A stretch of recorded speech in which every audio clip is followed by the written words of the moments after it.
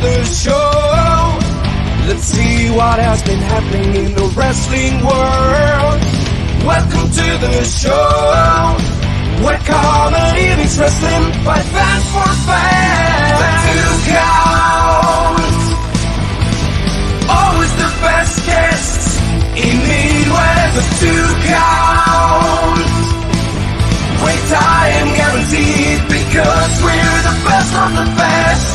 Meet Phoenix and JR, Top Shelf Tommy, we're about to start. Welcome to the Two Counts. It's time to dig deep into the wrestling world. Welcome to the Two Counts, where comedy meets wrestling by fans for fans. The Two Counts. The Two Count. The Two Count. Where comedy meets wrestling.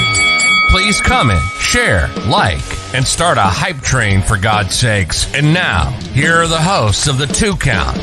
Comedian John Russell, wrestling broadcaster Big Ace, and everybody's favorite heel, Top Shelf Tommy. Happy Tuesday, everybody.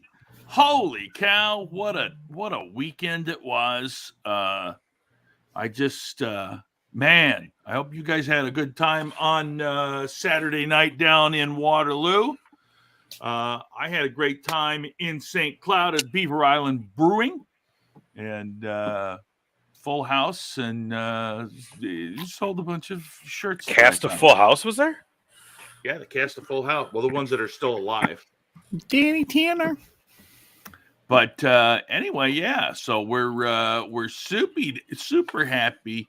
We'll talk about that a little bit as we come along. You guys can recap the show in Waterloo, the Absolute Pro Wrestling show. But tonight we are extreme right here in this house because we have not only the IPW Extreme Champion, the Potato Daddy himself, Cole Cannon, ladies and gentlemen. And there What's he is. up, guys? Yeah. Look at that. He's got that belt. He's got Absolutely. that shitty cowboy banner back behind him. Oh, come on. Cowboys. Happy to I have you hate- here with us, though, man. Hey, Hey, hate Tommy. any show Hey, that Tommy. has Hey, two Cowboy Tommy. Hey, fans. Tommy. Hey, Tommy. Hey, Tommy. Tommy. Yes. Tommy. Thomas. Tomas. I hear you. About them Cowboys. how about them Cowboys? They suck. I don't know Well, what you yeah, keep but going- still, go Cowboys. Right? Ooh, yay. Better than the Vikings. That's all. Yes. Hey, we won. No. Beat you. Beat you last year. That's all that matters. Ooh, last year. And I got that nice bottle. I should go I should go grab that bottle of tequila that I got because of that Cowboys beating on the Vikings. Please do. Somebody had to give me. Yeah. Yeah, I fucking don't squelch on my bets, man. Yeah. That's all that's fucking proven at that point. Gonna lose again this year too. Yes, they are. Mhm. Sure. Sorry to say it, Tom, but it's happening. Oh god. And we're gonna suck Fucking- this year too, probably. fucking So what's that say losers. about you? What's that say about you? Calling out the season when hasn't even fucking happened yet. Good for you guys. Fucking losers. Hell yeah. I'm proud of it. Mm-hmm. Your lives must be so fucking difficult. You guys see? And- You guys see? I'm not the fucking heel on this one, man. I literally have been brought to calling these guys the fucking fools that they are. Okay, this is not my fucking fault. This is their two fucking faults. Okay. Damn No one's assholes. complaining. No one's You just complaining. got some pride, man. Yeah, no Fucking one's complaining. I don't know why you're acting like that. I'm just making Behave. sure that everybody's Behave. aware. Behave. I am behaving. Okay. God damn it. Okay. Anyways, we have a champion among us, guys. That's right. Let's look at this thing one more time, yeah, shall we? Champion, and let we got to say. That. I mean, Isn't it beautiful? That's beautiful? It even looks more beautiful when it's around my shoulder. That's when it looks most beautiful. I love does it. look You mean on your shoulder? Whatever. Uh, Now- You're just jealous. You've never come close to winning anything like this before.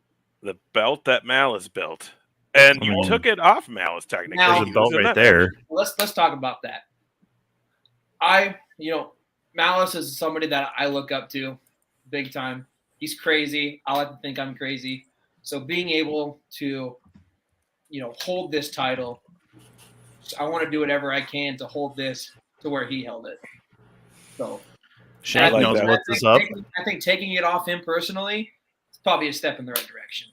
And I have to say, I appreciated the little homage to him with the belt twirl right before you walk through the curtain. That was a nice touch. Absolutely. Big shout outs to our boy Malice. We all love him here at 2 Count, him and Luke. Love those boys. And who's not top shelf enough? You talking about Cole there, Shank? Yeah, he's definitely talking about Cole not being top shelf enough. Come on. You think it's me? I mean, we all know that you two futzes. I mean, here, but we've got one hell of a stash going against one hell of a beard going in that one. Now, Luke Raven. Let me tell you the story behind the stash. And I know Luke Okay. Raven don't like it, but you know what? Nobody cares. Ricky Bronson, Oh. loudmouth piece of trash. He said that mustaches aren't cool and edgy, and I beg to differ. So we're rocking with it. I like it. Wait, hold on. So this is an ironic stash. Absolutely. Is there a such When did we thing? get hipster wrestlers in here? Jesus Christ, boys! Well, What the you fuck do are we doing? remember It though. was right like- after we got the hipster heel. Yep. You do. Oh, Fuck, it's about time you came back with something there, JR. Oh, Jesus. that's great. That's how you know Tommy gets stuck is when he's just like, "Yeah, all right, you got it, fine." But Yeah, it's a good fucking burn. Sweet one, JR. Cat, Fucking took you 4 weeks to finally come up with one. Jesus. Cat, you need No to better get the time fuck than out the of the present. way. I guess so. Dude. I can't. In the see presence of a champion, I suppose. Damn straight. No, I like the stash. I appreciate it. Rock it out. I did it once. It looked creepy. I couldn't keep it going. My wife hates it. My wife hates it. That's sad. That's very sad. So let's get into this. So, first of all, the IPW Extreme Heavyweight Championship is that the first gold you've gotten now in this young career? It is my first singles championship. Okay. I formerly was one half of the Rugged Pro Tag Team Champions with my stablemate member in the Stud Club, Aaron Von Baron. Unfortunately, when I injured my foot this past February, I was not able to defend said title. So Brandon the Shank Eubanks took over for me, when we were still kind of hanging out or whatever. So I never got to quite take that to where I wanted to, but hey, we're back now, baby. And you are back indeed. Back with force, dude. You're on quite the little streak here. You're kicking all kinds of ass and coming off the bench there from that injury. I think I saw you, like a month or two before you were cleared? And I mean, dude, you were just itching to get in the ring. So, coming into 2022, I had high hopes because 2021 was a fantastic year. I wrestled tons of matches, wrestled tons of new people. I got way comfortable in the ring. I mean, so I knew this was going to be a big year. So then that early on in the year when I had that big setback, I was like, well, there goes 2023 or 2022, excuse me. So I was kind of defeated a little bit, but, I did what the doctor told me until we kind of got towards the finish line. I'm like, okay, I can't wait any longer. Because I was booked for the first APW show that we had back in May. And I told those guys, I'm like, I will not miss this show. I will not miss it. So I made it my mission to be back by then. Fortunately, I was able to get in before that. I actually made my official return for Gali Lucha Libre in the early weeks or the end of April, I believe. So I was, shaking the rust off a little bit. But, when I finally got back in there and I felt comfortable and my foot held up good, I was like, okay, now it's summertime, baby. We're going to hit the ground running and we ain't going to stop. So now we're here and I'm feeling good. Foot's fine, champed up. I'm ready to rock, man. That's great. That's great. I mean, of course, you lost that match in Absolute, but not a big deal, right? Well, I do believe you lost it to certain guys who are living that top shelf life. The boys, right? The boys. Hey, you know what? Back in May, I was a little salty about what had happened with my foot. I had a lot of pent up anger and aggression. I'm past that now. Turning up a new leaf. I'm ready to be everyone's favorite, so that's why I'm here now, man.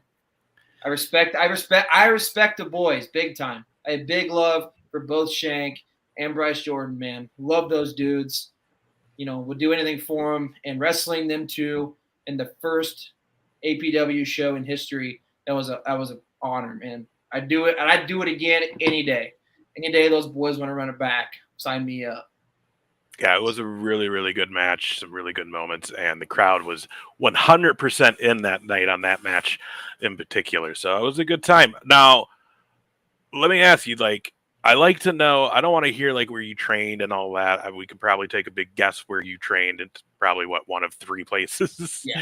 2 places in Iowa. So what I want to know though is, when did the love of pro wrestling for you begin that eventually led to you going through the ropes? So just like everybody else, man, growing up, a kid, small town Iowa, I loved wrestling. My stepdad took me to my first wrestling show. I mean, absolutely awed by it. I mean, it was incredible. I was watching it on TV, every Monday night on Raw. I'd sneak out of my bedroom to watch, because my bedtime was 9 when I was that young. Oh, that sucks. I'd sneak out of my bedroom to try to catch the last, little bit that I was going to miss. Never got away with it, but hey, I always tried. I watched that up until, junior high, kind of, fell out of it, as a lot of people do. Fortunately for me, though, when I graduated high school, I got sucked back into it. And that was really big when the indies were at the peak, So I was seeing videos from PWG, seeing videos from Revolver, and I went to a live Revolver show, and I'm like, dude, this shit's awesome. So then I was hooked, immediately, just freaking hooked. I just fell into the YouTube rabbit hole, watching old matches from CZW, PWG, like I said, just all these indie matches. I went back and I watched every WWE pay-per-view that I could, just watching this stuff over and over and over again. And then finally, my buddy and I are coming home from a Revolver show, and I look at him and we're talking, and I'm like, dude, I think I can do this. I think I could do this. I think I want to do this. So, I sat on that for probably a year, I would say, honestly. Always had that in the back of my head. I'd occasionally look up places to train and things like that. Well, when COVID hit, I didn't have anything going on. I was just working my shoot job. Didn't really have much going on, just working, and because of COVID and stuff, we couldn't really do anything or go to shows. So that's when I started to do some more research of what's it going to cost? Where can I go? How far is it from where I live? I found IPW. Well, fortunately, they were still training during COVID, and they did a really good job of cracking down on that, making sure everybody stayed safe and healthy. My wife and I went up one day, and we visited the training school. I took a few bumps, and I was fucking hooked immediately. I'm like, when we left, I told her, I'm like, I got to do this. I want to go back right now. It's all I could think about. And I had to wait a month and a half before we could officially start training, because the class ahead of me, they were still kind of in the middle of their training. Mm-hmm. So I had to wait a good month and a half, and it was probably one of the longest months and a half of my life. But when we finally got in there, man, I fell in love with it, and now I can't get enough. I want all of it, pump it into my bloodstream, man. So how long is the training session initially? So we ran for 4 months, twice a day for 4 months, 16-week program they went through. So it was Saturdays from 11 to 4 or 5 or whatever we ran to, and then Tuesday nights from 6 to 9. So I'd get up and I'd go to my real job, or my boring job, I'll call it that. Mm-hmm. I'd be there at 6. I'd work till 4, get home, get cleaned up, head to the vault, ready to. So there was a lot of long nights, late nights, but I mean, it's all been worth it now, because I'm living this dream that I probably my younger self would have probably never thought would actually be a reality. I went from wrestling my little brother and body pillows in my parents' basement and on my trampoline to actually stepping into a ring and living out this childhood dream, which is just absolutely incredible. And holding on to that goddamn Extreme title. Exactly. Exactly. This, I've gotten to do a lot of cool things in my short time of wrestling. I've only been wrestling. I think I'm on year 3 right now. So, I haven't really been doing this long, but I've gotten to do a lot of cool things, wrestle a lot of cool people.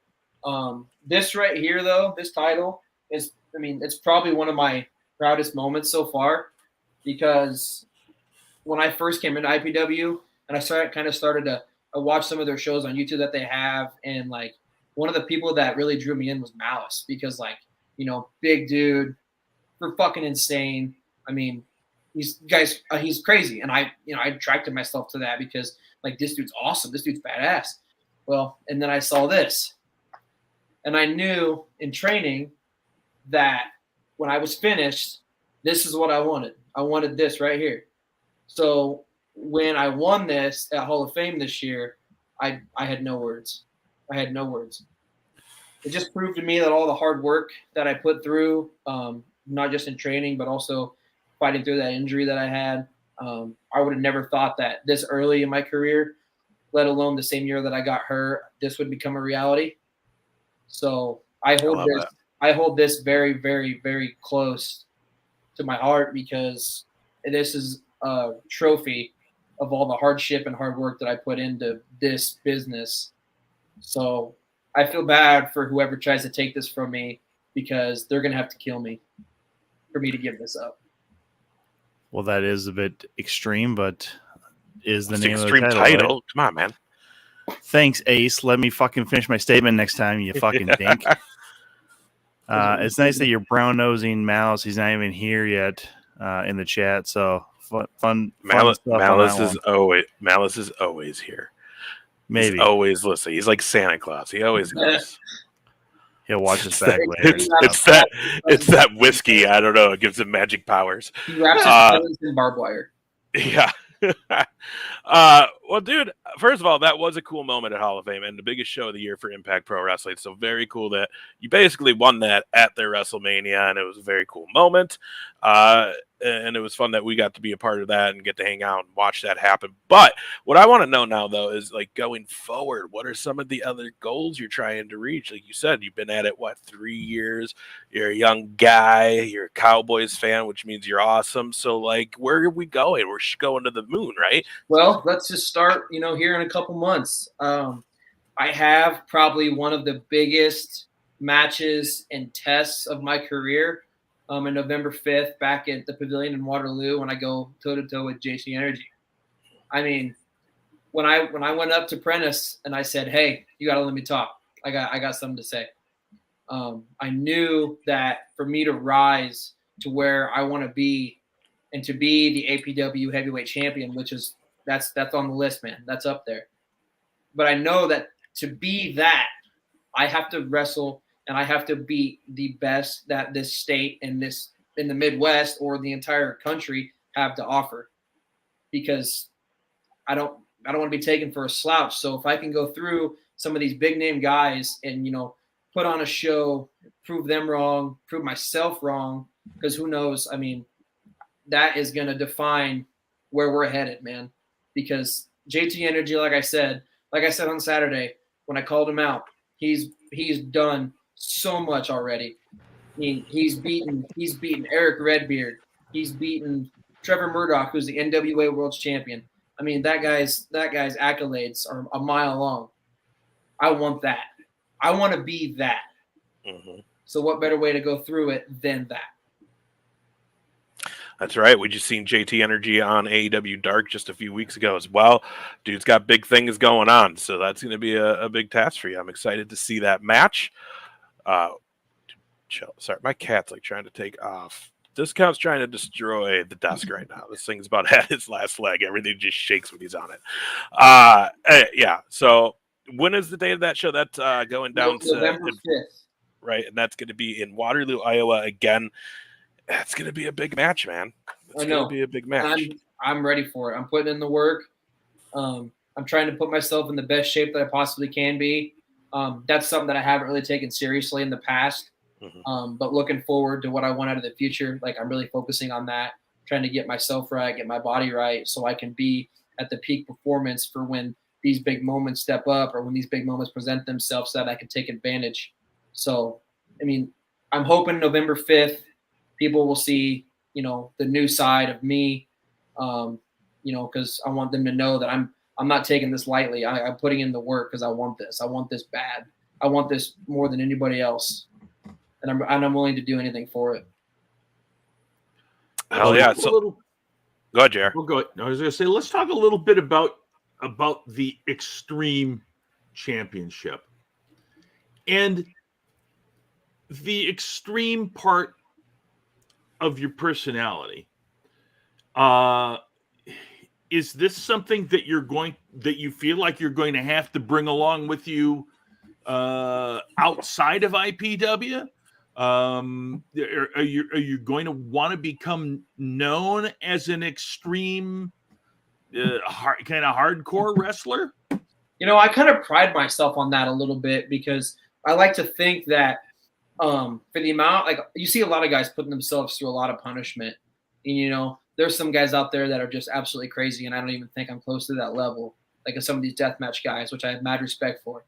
But when it comes to like extreme, like I have a very high pain tolerance, and I feel that as an advantage because it's going to take more than just, you know, a move or hitting me with something to keep me down. Like that's something that I pride myself with, and I use that because not a lot of guys are like that. So I like to use that to my advantage to take it, you know, like I said, because when it comes to extreme, there's not a lot of that out there, especially in the Midwest and in Iowa, except for like with Madhouse. You know, some of them guys are friggin' nutcases, myself included.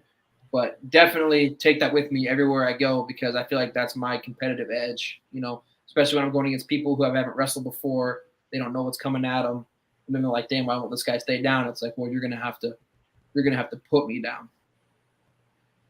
I like it. Tommy, what were you gonna say? Oh, I was just going to tell him before he works himself into a promo here. Why don't we get the lowdown on the Twitter name of Potato Daddy? Hashtag Potato Daddy. Hashtag Potato Daddy. You obviously quoted and retweeted us a couple times yesterday and today, so want to make sure everybody gets the lowdown on what the hell is Potato Daddy all about. So if you were cool, unlike Tom, and you were at the Madhouse show back on August 6th, you'd know. So it was a bring your own weapon match. And what better way to have a bring your own weapon match than by channeling the hardcore man himself, New Jack, with a shopping cart full of God knows what. So I pulled the shopping cart in. I'm throwing stuff at Matty Starr. You know, fuck that guy. He cost me that win. Throwing stuff at that guy. I look in the cart. We got a bag of potatoes. Bag of potatoes comes out. Crowd goes nuts. They love the potatoes. They're chanting for the potatoes. I put a potato in Shank's mouth, and Ethan Everhart bitch slapped it out of his mouth. Hey, man, the potatoes were over. So, therefore, I'm the Potato Daddy. I do like how you brought a shopping cart to the ring, so you definitely look homeless. That's good to know. Man, that was fun, though, because we had potatoes and we had bananas. We had bananas. Almost had all the food groups. That was a good time. Well, hopefully we'll all be at the next Madhouse show, October 22nd. October 22nd, that's another big show for me because that show is taking place right here in this town. Newton, Iowa, everybody. Newton, Iowa. That is where I reside. Of all the shitty towns in Iowa, we got to be in fucking Newton on the 22nd. If you're going to be in the shitty town, why not be in the shittiest, man? Well, at least you could admit how bad it actually is. JR, maybe we'll go to the same Perkins and have our breakfast spilt all over the floor again while we're down there. Such a great story. After the last Madhouse show, we got breakfast, and poor girl dropped all of our food coal on the booth next to us. I felt bad. Felt bad for the poor girl. Oh, Shank wants to know about the trash can lid. Oof. I'd like to say I remember all of that. One moment, I'm punching Ethan Everhart in the face. The next moment, someone's tapping me on the shoulder. I turn around, and Shank wraps the trash can lid around my head. Bravo. Must have been magical. Can't wait till the fucking video comes out. It's already out. You missed it. Get out of your hole. Motherfucker, I was doing a show myself, goddammit. Climb down from the top shelf. Be a level. Never. I will tell you guys this, though. Be a level human being and bury yourself in social media like the rest of America. Fuck no. I fucking live above all that shit. Has any of that been posted yet? Well, so I had a personal match recorder for that show. Okay. So I have some highlights from that show. Well, so I got a special preview at a match of the official edit of the last Madhouse show. It's going to be good. Oh, boy. It's going to be good. Stop it, Lab Glass. Stop it. Probably got another Vikings fan right there, don't we? It could be anybody. Everybody knows just how shitty of a fan base the Cowboys are. So let's just fucking drop the whole Cowboy shit. Let's end it right now. Hang on. Shittiest Cowboys. Oh, Outlaw match being uploaded right now to the interwebs, guys. Luke, make sure we know so we can share all that, because that was one hell of a show. I love how this is the most worked up in almost a year Tom's been around now. That Cowboys is what's getting him the most worked up. I think this is the most funny thing in the world. No, because when we had Death Dealer on, Death Dealer's a big Cowboy guy. Because he's a Browns and Cowboys fan, and I feel bad for the Browns side. But again, everybody I know that's a Cowboys fan, you live in this delusional world where like everything is fucking roses until you get into the season. Not true. And everything is just bitching and complaining until you fucking somehow make the playoffs because your division is the worst in fucking football. Fucking worst in football. And then when you make the fucking playoffs, you all celebrate like it's the goddamn end of the world, or in the fucking playoffs, or you already won the fucking Super Bowl. Then you get first round and you all fucking sulk like motherfuckers. I just wish you would all just drink yourself to death and do us all a fucking favor. This is someone who's really sad you and fuck that stupid stadium. I can already prove you wrong, because when they were playing this year, I even told you, I'm like, they don't deserve to be in the playoffs. So, fuck you, motherfucker. Okay, so proved you wrong. So one moving on, in the whole fan base. That's all it takes. Just takes one, Tommy. Just takes one non-delusional fuck in that whole fan base. One.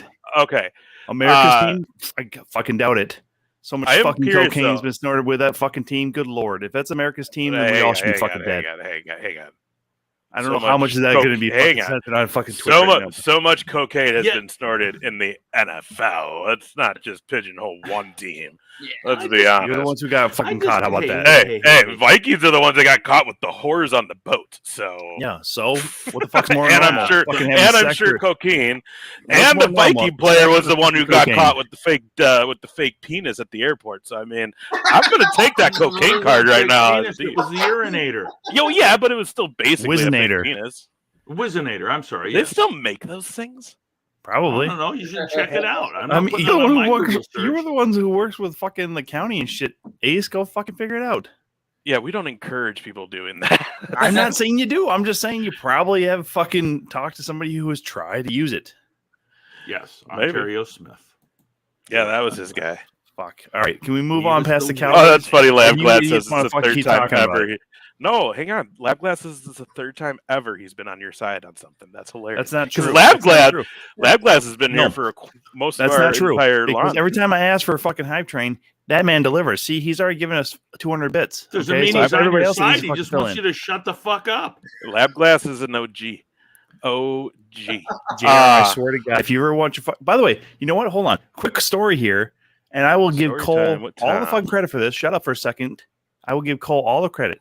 So we used JR's wireless microphones for the show on Saturday, and I am in a panic because we're only using one for the ring announcer. And then lo and behold, I get backstage after the show, and there's one that is missing. And I tell Prentice, and I told Shank, and Cole was the next one I saw, and literally he just turns around, somehow sees it right there on the fucking stage where I couldn't fucking see it. And just hands it back to me. Well, dude, I mean, that stage is black, and that stage is painted completely black, and those mics are completely black. You're not looking. But here's the thing, though, too, is I had the case for all that stuff under the stage, so no one should have been fucking with it, anyways, right? So there's that whole fucking issue. But then also, it's a locker room. Cole just turns around, sees it right there on the stage, hands it back to me like a gentleman and stuff. No extra words, just a little smirk, which I appreciated, by the way, at the time. So again, I can say thank you in this moment because Cole, I appreciate you for your help on Saturday. As I actually asked him, I'm like, hey, you've been back here the whole time, right? And then he looks at me dumbfounded, like, I shot a promo earlier. I'm like, no shit, I saw that fucking part. Were you back here the rest of the time? So yeah, he's a smart ass. So I can say all this shit because I know he can handle it. Can we move on now? Tommy did a good job on commentary, by the way, everybody. So make sure you check that out when the Absolute Show drops online, because that will probably be in the next 3 to 4 weeks. So check it out. He certainly must have spoken differently than he does on this show. Yeah, way differently. Way differently. Very much more tolerable. So you're telling me Top Shelf isn't Top Shelf all the time? No, he was still top shelf. Oh, I was still very top shelf. I did almost smack this 15-year-old kid who wanted me to tell him a joke and shit like that for fucking candy. Like, that's a fucking accurate payment for a joke, you fucking numpty fucking idiot. You still did it, though. Beat the shit out of these Iowa kids is what I'm saying. Top Shelf for the kids. Tommy's for the children. Never, ever. I want Tommy on just some children's charity comedy show. The whole bit, though, is he's just fucking hate children. They're the worst. Can you imagine these fucking kids when they get older? Jesus fucking Christ. The world's going to come to an end in fucking 10 years. You know how much fun we'd be having right now if all these little fucks weren't here? So much fun just trying to make these little fucks and then make abortion legal again, huh? Overturn Roe v. Wade again. Oh, my. Oh, jeez. All right. So we were talking about Cole Cannon's wrestling career for that bit. Abort it. Got him. Here we go. All right. Fucking you're saying. Right. So you talk about doing hardcore extreme matches. We've seen you do just, traditional wrestling in there. I mean, you can kind of do it all, but I want to know where your influences came from. Like who influenced the career when you were watching wrestling growing up that you may be taking a little bit of that right now and throwing it into what we're seeing out of Cole Cannon? One of the big guys from my childhood was Rob Van Dam. Rob Van Dam was super. I mean, I just fawned over that guy because whether it was the colorful singlets or just the way he moved in the ring, I was just in awe all the time. Another guy that I really liked a lot growing up was Shelton Benjamin. Just that when he was young, just doing crazy athletic stuff. Always, stealing the show, whatever show he was on. For current guys, Kevin Owens, because the way he talks, the way he acts, what he can do for the size that he is. And then another guy, more recently that I've been watching a lot of is T-Bar or Donovan Dijakovic, 7 foot tall. I mean, I'm a taller guy. I'm not that tall, but that dude is crazy good. What was that match he had? Who was it? Him and Walter, maybe? Who was it? Him and someone had one hell of a fucking. Was Keith it Keith Lee? Yeah. Keith Lee in NXT, man. That was a takeover Portland. Actually, I saw him live once at Roy Wilkins in St. Paul against Malachi Black, and it was one of the fucking best goddamn matches. Dude. Literally, see a man that size throwing fucking. Literally, it was like a discus fucking high kick, and it was fucking amazing. Yeah, I was at that show. That was a good show. Man, yeah. Okay. I like that. I like the Owens too, man. I'm a big Owens guy. That guy's just, he doesn't look like he should be able to do everything he does, but man, does he kick ass. And that's something that I feel embodies me a little bit because, when people see me, they're like, man, this guy can't flip over the top rope. This guy can't do moonsaults or whatever. Well, and then when I do it, they're like, holy shit, what the fuck? That was awesome.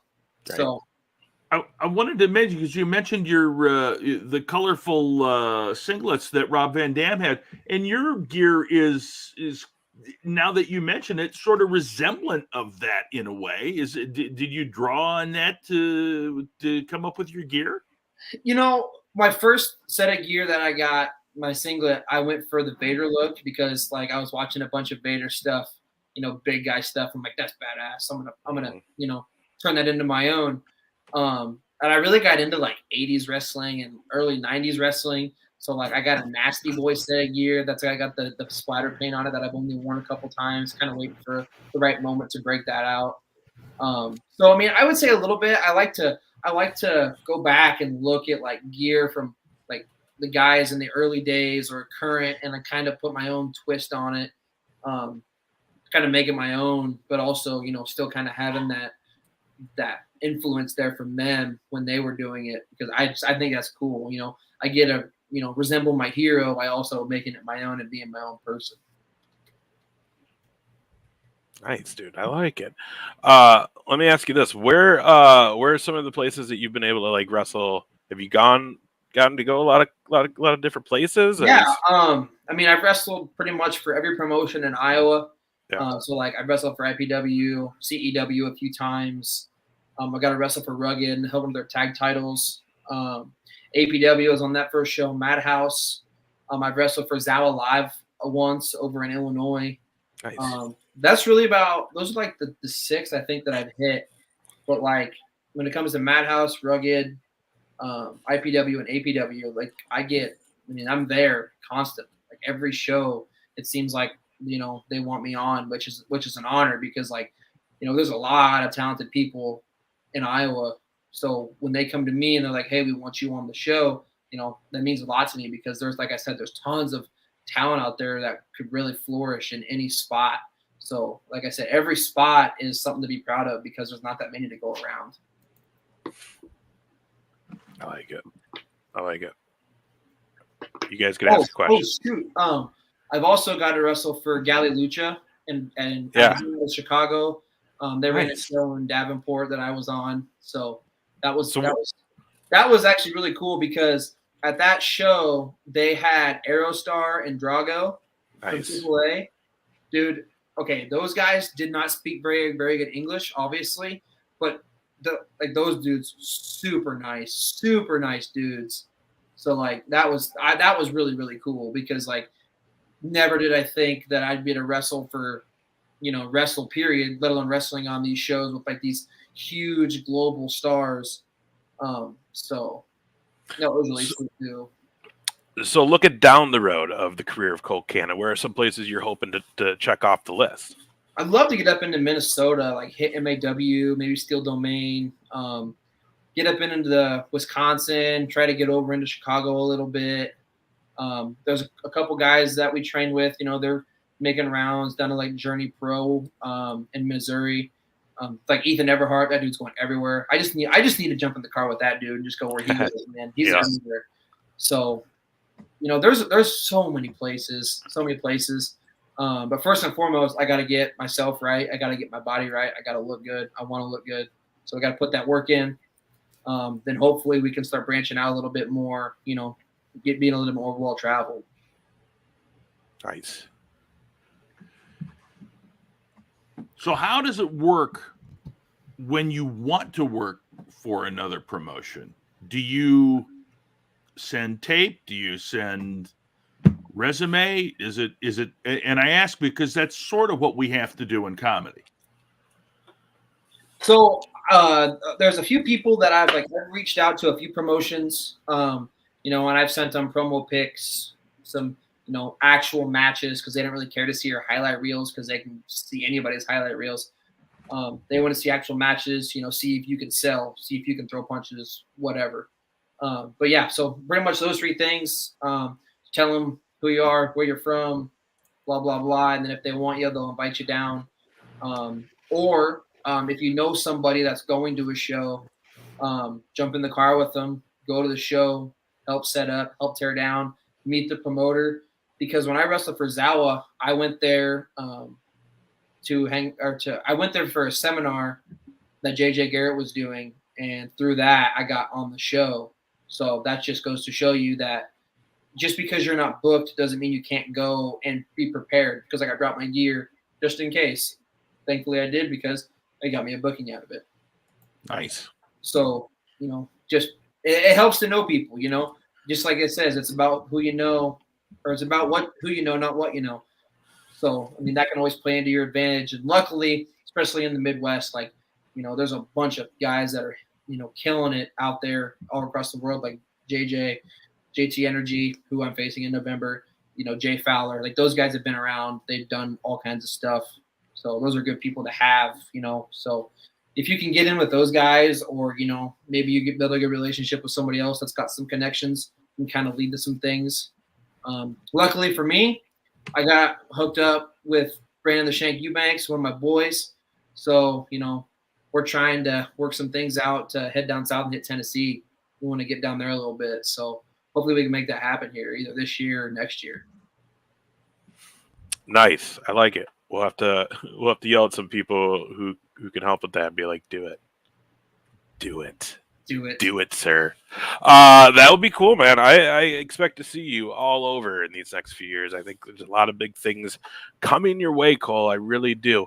And I'm excited to see where that's all going to go. But let me ask you this. To this point, what's been like the biggest moment of the career? Was it Hall of Fame and that title, or I do you have something else to hang your hat on right now? Well, not holding the tag titles in Rugged, that's something, that I can hang my hat on because it shows, what I accomplished there in a short amount of time. I think it was on like my 4th or 5th show that I worked for them.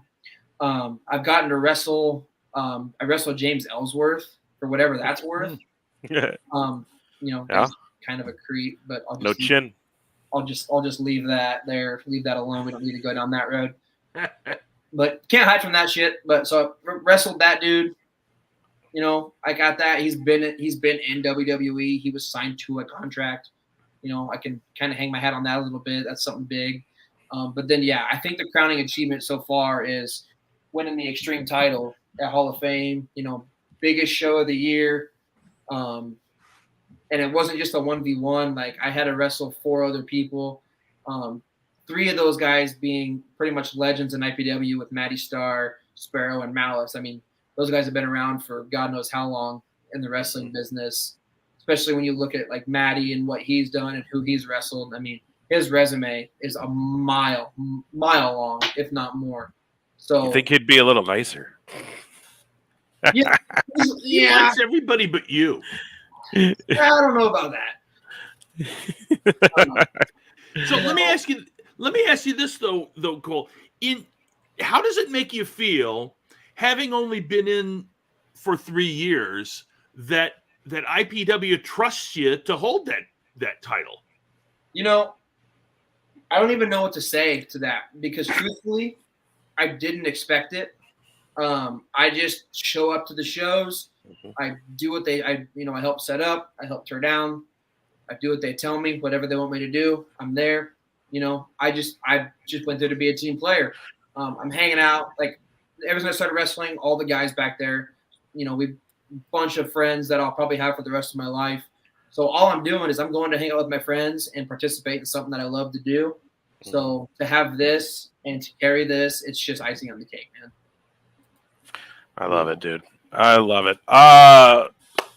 So we do a couple other things when we have a guest on here. We like to do some just some questions, random questions with the 2 count.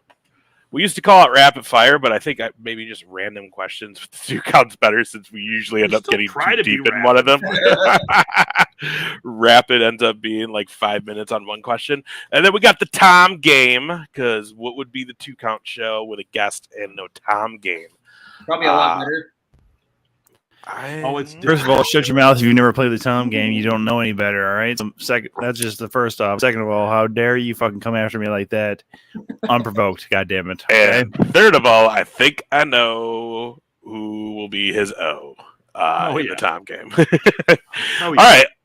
Well, let's get into some questions. Again, some might be wrestling, Cole. Some might not be. They just might be some random ass questions that we just are curious to know, because we're 3 weird dudes, and this is what we do on Tuesday nights. Don't deny it, Tom. You try to, but you just can't anymore. We're going to actually start with I don't Tom. know why you want to lump me in with you. Like, that's the whole thing. You're weird. Hey. Yours weird. Me, close to normal as this. Probably the fucking weirdest, actually. Yeah, the weirdest. Yeah, probably the weirdest. Anyways, we're going to start with Tom, or then we're going to go to JR, and then I'll go, and we'll just go in this circle. So, right. Tommy, you're up. All right, so this is an By the way, we should get a graphic for this one too there, JR. Yeah, don't worry, I will. Once October 22nd, I'll be looking for work, so I'll I'll have plenty of time to devote to coming up with new promos and shit. Oh, he's gonna be homeless in no time. I got very shooty in a real quick second. All right, so a bit of an Iowa-related question, but who's your favorite Hale sister? I love that you ask all of our Iowa people this one. I haven't. Literally, I've only asked. I think Malice. I think one time. That's it. The best part is you can ask them when they come on the show soon. I'm gonna. Yes. I'm okay. I'm gonna say Sage strictly for the benefit of my own safety. That's probably Fair a good point. bet. Because if I don't, she'll probably hit me in the back of the knee with a baseball bat in a dark alley somewhere. Yeah, I ain't trying to go down that road. There's no dark alleys in Iowa, all right, man? Dude, did you not go behind the hotel in Waterloo? The Hall of Fame weekend? Ooh-wee. All right, JR. What is your favorite post-match meal? Ooh, probably IHOP, man. Nice. That IHOP or the Perkins, the breakfast, that always hits different after a show, especially when all the boys go. I mean, it's just a hell of a time. Nice. What was the last song you played? The last song I played, it was I don't even know if you guys are gonna know this, but it was probably, I think it was "Life for a Life" by Kublai Khan. I was really hoping he was gonna have to say some weird shit like Barbie Girl or something, but okay. I'm a metal guy. All right. So you like the blah blah blah blah like that? Love Okay, it. cool. All right. So you're married. Any regrets so far? Absolutely not. Absolutely not. Can she hear you right now? No, she's working. Can she hear me right now? That's the real question. No, she cannot. Oh, good She doesn't for know you. what Twitch is, so she'll probably never see this either. So. Oh, perfect. Even Oh, you better. wanna show So you feel an free to interview? say what you want, man. By the way. Uh-huh. Yeah, I'll send Already you shows to her. interviews off. Make sure she doesn't find that link. Yeah. If you were to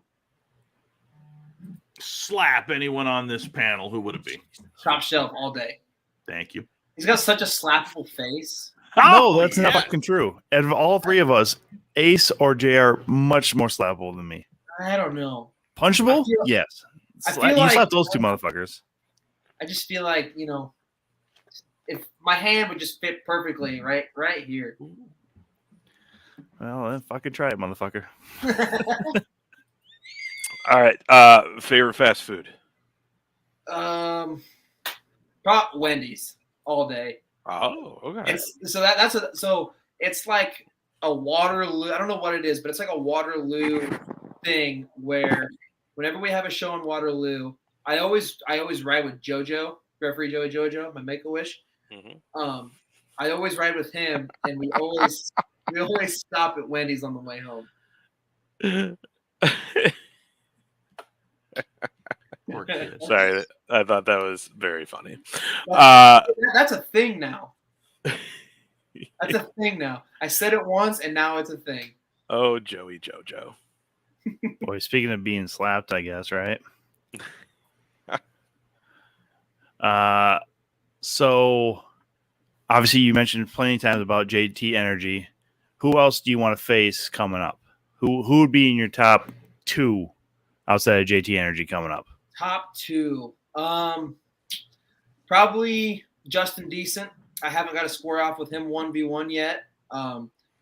He's a guy that helped train me. He's, really polished me up as a worker. So, I think that's one of the guys that I'd really, really love to work with. And then secondly, probably Lars Metzger. I recently met Lars at Madhouse. And that dude is insanely good. So I'd love to throw down with him, maybe get into a big man fight. Maybe we'll throw some thumbtacks in there or something. Who knows? But those are probably the two right now at the top of my list that I'd love to cross off. But behind that, there's tons of people. Like when Jimmy Wild gets healthy, you better call me. Yeah. Heck yeah. I actually had my first singles match in front of a live crowd with Jimmy Wild. And I think still to this day, it probably holds up as one of my top 3 best matches. And I give all that credit to him because that dude is so fucking good. it hurts me that he's hurt because that dude is so fucking good and he has such a bright future that he didn't deserve that. So get well, Jimmy, if you're watching this, man. Shout out to Clint in there, and shout out to JJ. Thank you, brother. And Clint, make sure you guys check Clint out. Tag team photography, as well as some really good articles about what's going on in Iowa wrestling at ProWrestlingPost.com. Absolutely. Yeah. Make sure check out his social media too, because any show that we're at in Iowa, he's at it as well, and you can see all of the fucking pictures within a day, really, of being shot. Dude is so quick with getting that shit up. And fantastic too. Yeah, Clint's the man. So, all right, JR, your question. So, Cole, you're very well spoken, and I wonder. This fucking thing. It's look there. You got two assholes laughing at it, and all I'm trying to do is pay you a compliment and then ask a question. Tom's busy jerking off down there. I don't know what the hell he's doing. He's trying to blow himself. Well spoken, my ass. Here's the thing. I'll just mute him. Do you draw, or where do you draw inspiration from for doing promos and stuff? Kingston, man. Eddie Kingston can spit. That's the thing about Eddie Kingston is he's not cutting promos. He's just talking. He's just telling you how it is. He doesn't give a shit if it hurts your feelings. He doesn't give a shit if you don't like it. He doesn't give a shit what people think. That's just who he is. So, like, I try to be as real as possible because that's what people gravitate towards. They don't want this fake bullshit that you see on TV all the time. They want realness. They want real people, real fighting about real shit. So I feel like the realer you can make it, the more people are going to want to see it. So I really pride myself in trying to make shit as real as possible. Especially nowadays when everybody knows the insides. I mean, it's tough. It really is tough. So, like, you almost have to stretch that limitation farther and farther and farther just to get people interested, which sucks because, like, you know, it makes being a wrestler so much harder because people see through everything because they think they know everything. But I can promise you they don't know everything. They might think they do, but they don't. Until you've been in this and you've done this, there's just things that you don't pick up on that you do pick up on once you kind of start getting comfortable with it. So, but yeah, realness goes a long, long way, especially in these days. Don't bring it up, JJ, because Tom will have a meltdown. Okay. Okay, so it's my question. I want to know, what is your all-time favorite WrestleMania moment? And I say that just because, let's be honest, WrestleMania will still always be, at least to date, it may not be down the line, but as of right now, the biggest show of shows. So this is a tough one. If I had to pick one, I mean, I didn't see this happen live because I wasn't quite into it yet at this point. But I would still say one of my favorite WrestleMania moments is when Seth Rollins cashed in at WrestleMania because, like, him being from Iowa, that's like, holy shit, this is awesome. He's from where I live. Maybe this could happen to me. That's kind of how I look at it. But I think a close second behind that is when Austin beat Michaels for the title because I feel like that ramped wrestling up to its peak of its interest. I mean, that was the kickoff of the Attitude Era, and that's kind of the wrestling that really drew me in, was kind of that late Attitude Era, like 01, 02, 2000 a little bit even. So, like, you know, there was a lot of – I feel like that is probably, if not my greatest moment, the greatest moment in WrestleMania history, strictly for what it propelled wrestling for. Nice. Very nice. So Cowboys.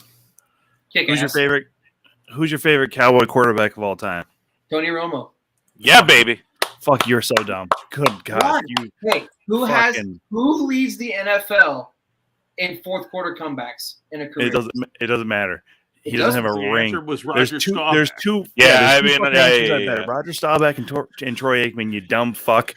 I'm just glad we know how dumb you truly are there. I'm just glad you didn't say Dak. This is my reasoning. I love Romo, though. Troy Aikman. when Troy Aikman was at his peak, I was born in 96. That's when they won their last Super Bowl. So I was long after. You're the curse? Is that what you're saying? Probably. But, you know, Tony Romo, that dude got so much heat. He had no defense, man. He didn't. He didn't win games without a defense. He didn't. He's one of the ones that it would have been nice to see him get a ring.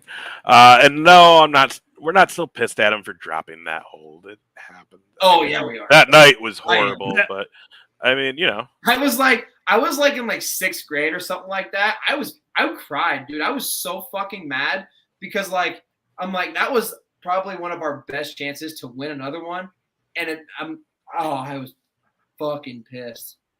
Look, I don't know who's JR, you're next, but let's do WDHC. Yeah, podcast this question. Would you rather wrestle in Toronto or Mexico City? Ooh, that's a tough one.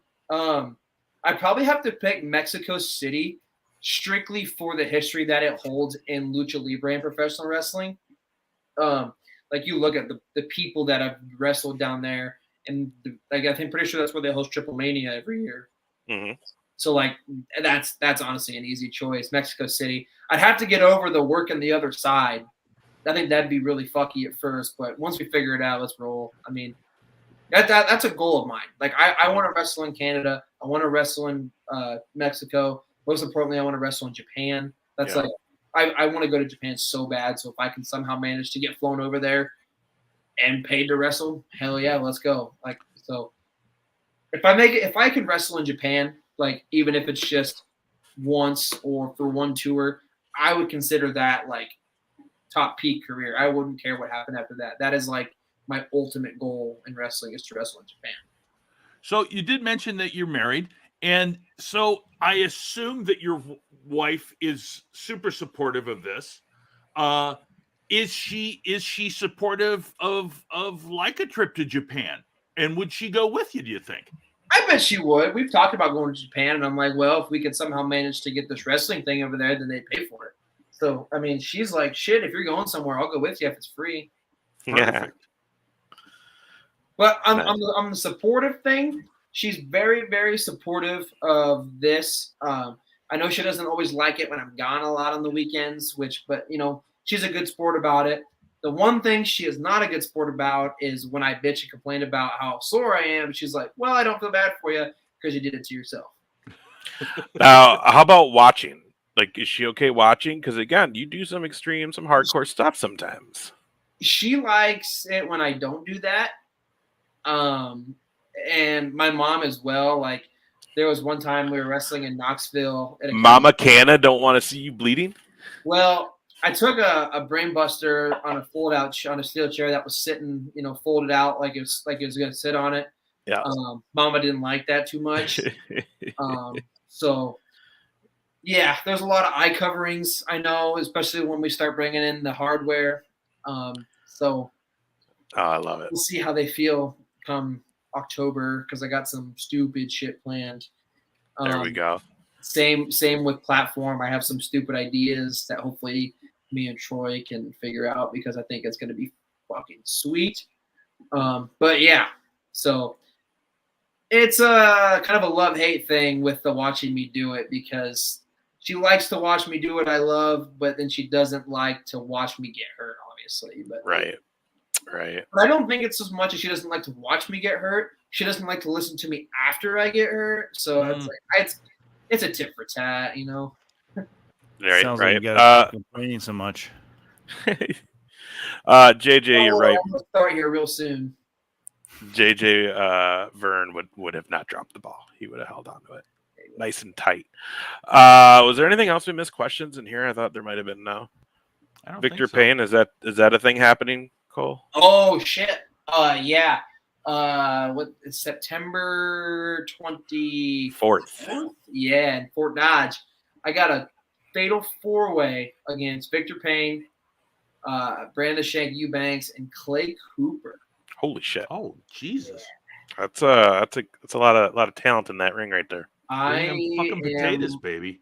Yeah. It's an absolute pro wrestling show, guys. Hey, we're gonna be seeing a lot of potatoes. So Yeah, baby. I'm gonna be throwing a lot of them. So everybody, tuck your chin. I love it. Another one from WDHC Podcast. What hardcore legend would you rather have a match with? Cactus Jack, Terry Funk, or Abdullah the Butcher? Terry Funk, always. Yeah. I think Terry Funk is the godfather of hardcore wrestling. I mean, Mick Foley, mad respect. He's definitely one of those guys that really brought it to the height. But you want to go back and you want to look at the godfather of this shit, Terry Funk. Terry Funk is the man. He's, for as long as he did it, still doing stupid stuff. I mean, it's the Funk, man. I can't go with anybody else. Yeah, I got to agree. That'd be a dream come true. To which I think that dream is a little far-fetched at this point. But, man, that would probably be if I could pick anybody from any area to actually have a match with, he'd be a hard one to pass up. Yeah. We remember when Vern did that. Vern's always pulling that shit, man. Yep. No, that's a good call with Funk. Funk, not a lot of people seen him lately, and a picture just came out. He don't look too bad. Old. Feel like I heard they did hear he has dementia. Yeah. Which you can't, unless you're Vern, you can't wrestle with dementia. I gotta ask you guys. Mention that CTE or something. Can I? Oh, hang on. Let me ask you guys. And this is straight question right here. And this is getting off the road a little bit. Sorry, Cole. We'll get back to a couple more questions in the time game in a second. But I have to ask this because this weekend one of the fans was talking to me at Absolute. It was talking about maybe going to this show. I can't remember exactly where it is, but like Flair is going to be. It's a show for Mongo. They're raising money for Mongo, and Flair is going to be there. But so is Mongo. I'm sorry. Have you guys not seen pictures of him recently? Like, I didn't know he got a fucking bed. Yeah, well, why would they bring him there? The money's right. Why not go? Who knows? I mean, wow. Wow. I don't know if he's still sitting on that NFL money, but who knows? I just thought that might be in poor taste a little bit. I don't know. I can kind of see where you could see that, but because you know what? I remember. Well, here's the deal. I remember meeting Bobby Heenan. JR, you for sure know my love for Bobby the Brain. Yeah, absolutely. The unfortunate thing is I met him when the throat cancer had taken completely over, so he couldn't talk, and he was permanently, and I'm not trying to like mock him or anything, but just for example, this is the face he was basically frozen was. Yeah, because it took his jaw. Mm-hmm. So like he couldn't talk. One of the most entertaining talkers in all of professional wrestling.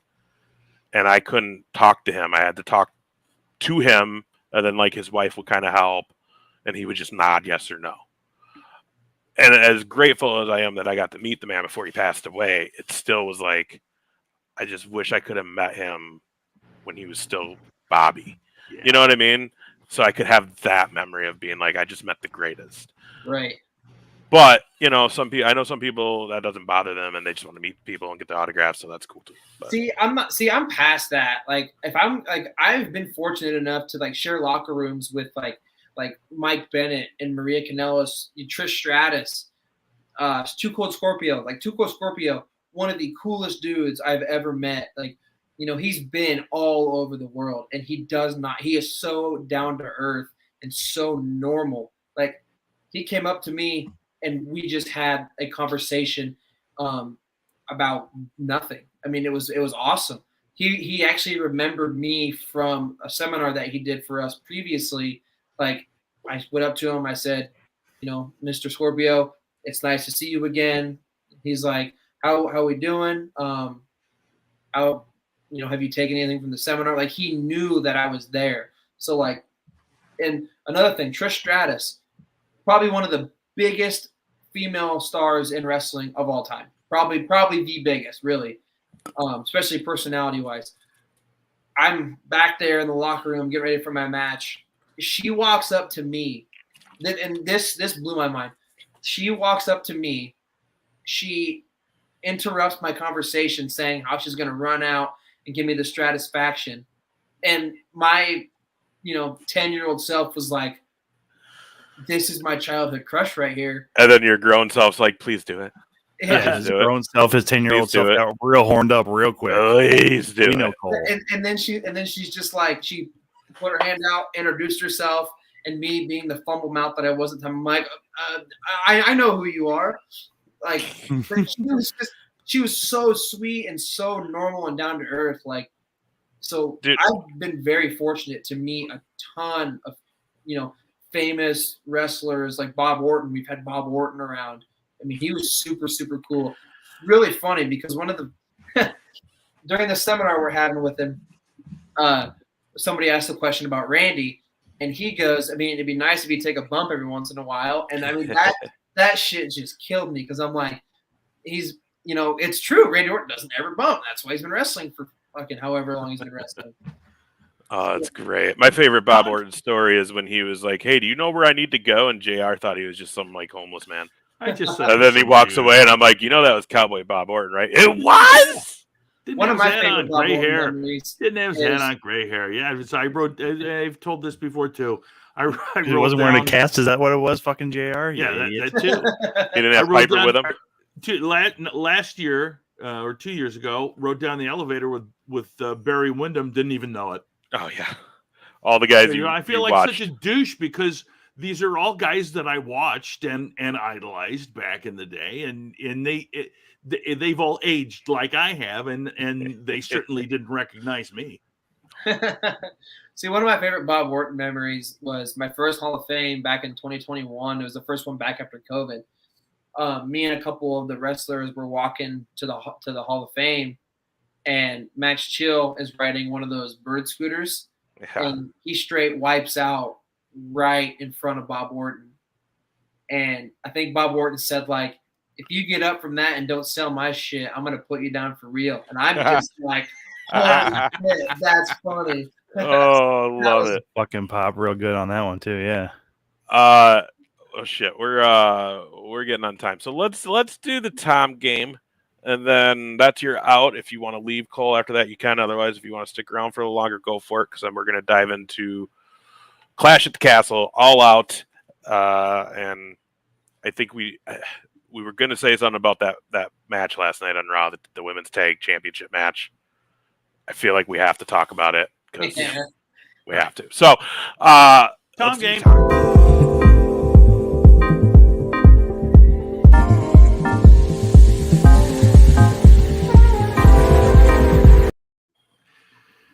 All right, Cole, this is real simple.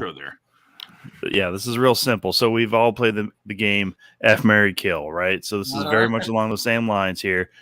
Of the three of us co-hosts, who do you want to have as your tag partner, your opponent, and who do you want as your manager? So I'm going to tag with Big Ace. What's up? Because he's a Cowboys fan. We're going to put on our Cowboy hats. Them boys. I want my manager, Big JR. And I want my opponent, Top Shelf Tom, because I know I can kick your ass. Ooh, wow. There it is. Okay, now here, real quick. We haven't been doing this, and I think we should add this to the game. Whoever gets picked opponent, we should let you also pick who you would have as your tag partner, so that we know what the full match would be. So, Tom, who you tagging with against me and the IPW Extreme Champion? Cole Cannon? Do I got to pick of this lineup or just anybody? You can pick whoever you want, man. It could be anybody. Well, I mean, let's be real honest here. I really don't have. Me and JR are busy that night. We're against you. Yeah, I don't have far to go because we all know it's going to be one of the boys, and unfortunately, one of them is hurt right now. So it'd be very, very easily the Shank. Oh, perfect! I already know how to beat him. Easy. Pull his beard, stomp his foot, push him over. Yeah, and then he got that massive fucking clothesline for you too. Get the fuck out of here. I would get him that phone because that distracted the shit out of him. Yeah, that's true. Yeah, that's true. You hateful motherfuckers. He answered. Hey, he answered the phone. He didn't have to answer the phone. He told everybody to stop. He did. He did. Oh, Tom, you were not there. I forgot. I was not there. I will watch it when it comes out. God damn it. That's right. We'll all be there on October 22nd. Yeah. Why you fucking hate on me for having a real fucking life outside of just being a wrestling fan? Celebrating apparently the end of JR's career. What? Or whatever. I don't know. Didn't you say you were celebrating you being unemployed that day? Oh yeah, that's the last. That's Yeah. October 22nd is the last Yeah. day of Yeah. our yeah. Wow. Shouldn't have any problem getting down there for that fucking show. Don't have to worry about nothing. I didn't want to just like come right out and say it, JR. That's Oh, thanks for reminding me, because it's like it's not. I mean, it's not necessarily on my radar. oh, that's funny. Anyways, yeah, that's a good Tom game. We got one of the, like we should do a yearly stat. So when this is all done, Tom, we'll have to like make a graphic with the stats you got in there. They ain't looking good for old Tom, by the way. I got a lot of fucking enemies apparently. We got some more time, bro. We got more time. We'd I have know. to look back to see what the first episode was because we'd want to do it a year from there. Jake, what's up, brother? You know what I mean? Not like because then it's a full year of the game. We didn't start doing the game until February 22nd, 2022 with Downtown PD Brown. Downtown PD Brown. Hey, guys, if you we should find a link. So Downtown PD Brown had his car stolen just recently. Yeah. And it's like the police like found it. I don't even remember where, somewhere, and brought it back to him. Luckily, like he got most of his stuff back, gear and merch, but they did take some stuff. So send some good vibes to Downtown PD Brown, man, because that sucks that happened to him. Just don't be piece of shit human beings. Don't. Yeah, dude. One of my other best friends who's gigging all week at the Minnesota State Fair had all of his PA equipment stolen right out of his car at night too, just a couple days ago. Just fucking dirtbags, man. Stop stealing from people. Why? Well, yeah, I had a buddy, Lake Avenue, the band, they had their fucking gear, their whole fuck trailer stolen shit too. Yep. So it's horrible. It's horrible. All right. Cole, what are you gonna do? You want to hang out? We're gonna get into some. Yeah, I'll hang out. Let's get into some shit. Let's start. He can hang out. Yeah, boys' night. Let's start with Raw. Because the biggest thing I have to say with this whole thing is, yeah, I don't agree with that booking of who won that tag title. I really don't. But to be honest, I don't think it would have been as bad if it would have went right. But how are we all glossing over the fact that Dakota Kai was not the legal woman in the ring? And you heard, was it Corey or Byron? One of them you could hear very quietly say, but Dakota, and then stops. And then they all kind of were like, well, we got brand new tag kit. Like they're being told, like, just fucking go with it. I think you have to chalk this up, guys. Correct me if I'm wrong. I think you have to chalk this up to Aaliyah maybe not being main roster ready. Yeah. Because the other three in that ring are main roster ready. I mean, I don't know how that. I mean, it had to be a mistake because there's just no way that Sky and Kai would, or Kai and Sky, however you want to say it, or Kai and High and whatever. The point is, there's no way that they should have lost. This does not help their cause. It weakens them, in my opinion, and I don't think that's what they wanted to do. Mm-hmm, mm-hmm. Tommy, Cole, what's your guys' thoughts? Cole? I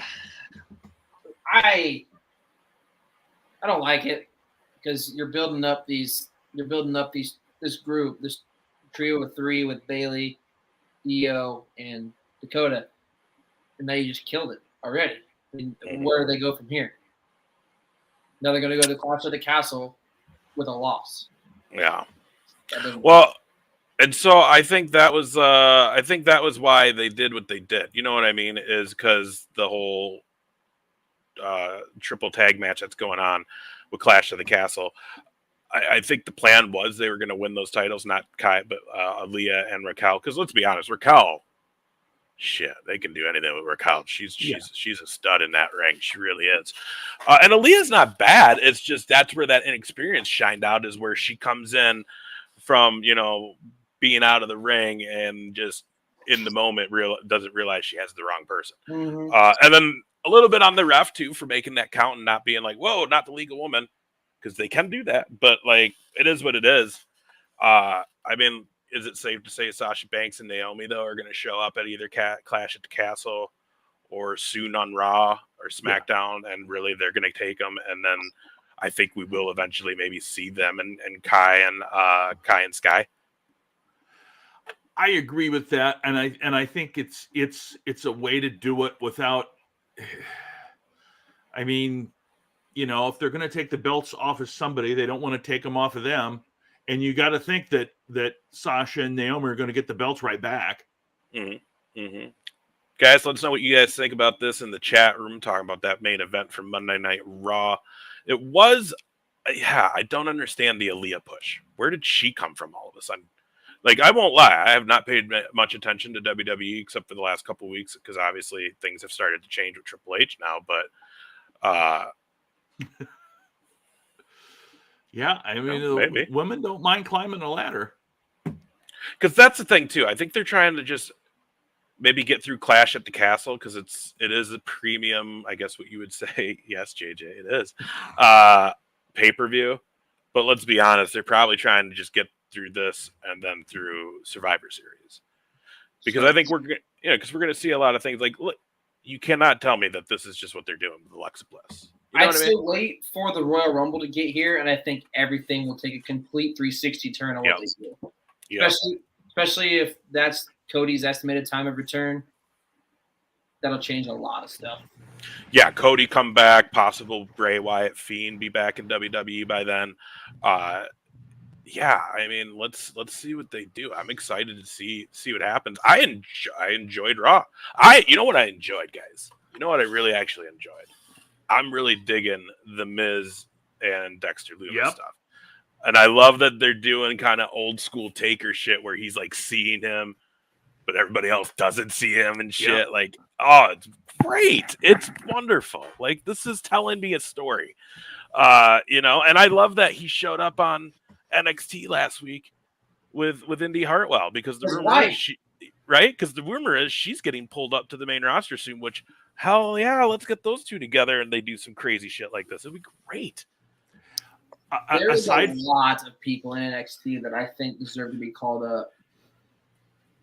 I was going to say, aside from that, I also loved, and you know how difficult I've had getting on the Riddle train.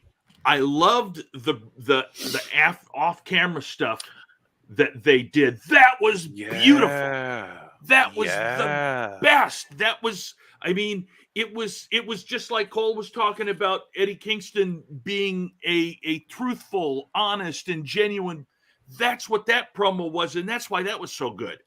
Dude, I liked how they did it where they it was after they actually did the segment. Rollins is just like, "Hey, Riddle, you still there?" And just like, your fucking wife and kids hate you. It's just like, whoa, why? And then just Riddle dropping like 3 F-bombs. People are thinking that they don't know if that's real. Yeah. And that's why people are invested. And I like the parking lot brawl. Those are real. Those are real things that actually happen that don't usually touch on shit like that. That was, I mean, I was like, oh. That match will steal the entire show on Saturday. It will. And I also really liked Owens getting down there with Zayn and the Usos because, to be honest, you want to take those belts off the Usos and you're going to, let's be honest, right? You got to put them on Sami Zayn and Kevin Owens. And I mean, come on. We finally, after how long, we're finally going to have Kevin Owens and Sami Zayn being tag team champions. Fucking Kevin Steen and El Generico are going to be tag champs together in WWE. Like, that's hell. Like, come on, man. That's awesome. You can't write that shit. That's awesome. I was just saying, by the way, KO looks like he's trimmed down quite a bit too. What's up, Unique? Yeah, he definitely does. I don't have it to share on the computer, but I saw a funny picture. So it was talking about what an ending and how wrestling's an art. And it said, so Stone Cold Steve Austin is retired on a ranch with a beer company. DX is literally running WWE. The Rock is the most electrifying man in all of Hollywood. Mick Foley is just being a dude. Kurt Angle is being a role model. Kane was finally buried and laid to rest. Chris Jericho is out there being a rock star and still a brat. Undertaker rode into the sunset. Vince McMahon is forever disgrace. And it was... I think the WWE Attitude Era has just had a satisfying conclusion. And it is kind of funny if you think of it that way. You know, like, especially with the DX thing, because it's crazy. Like these guys who were really a big part of killing WCW and essentially are now running the show, and they were there when it was, hey, every night we're trying to outdo ourselves. I want to beat everybody else on this show tonight. Not, you know what I mean? And that's where they were just thriving.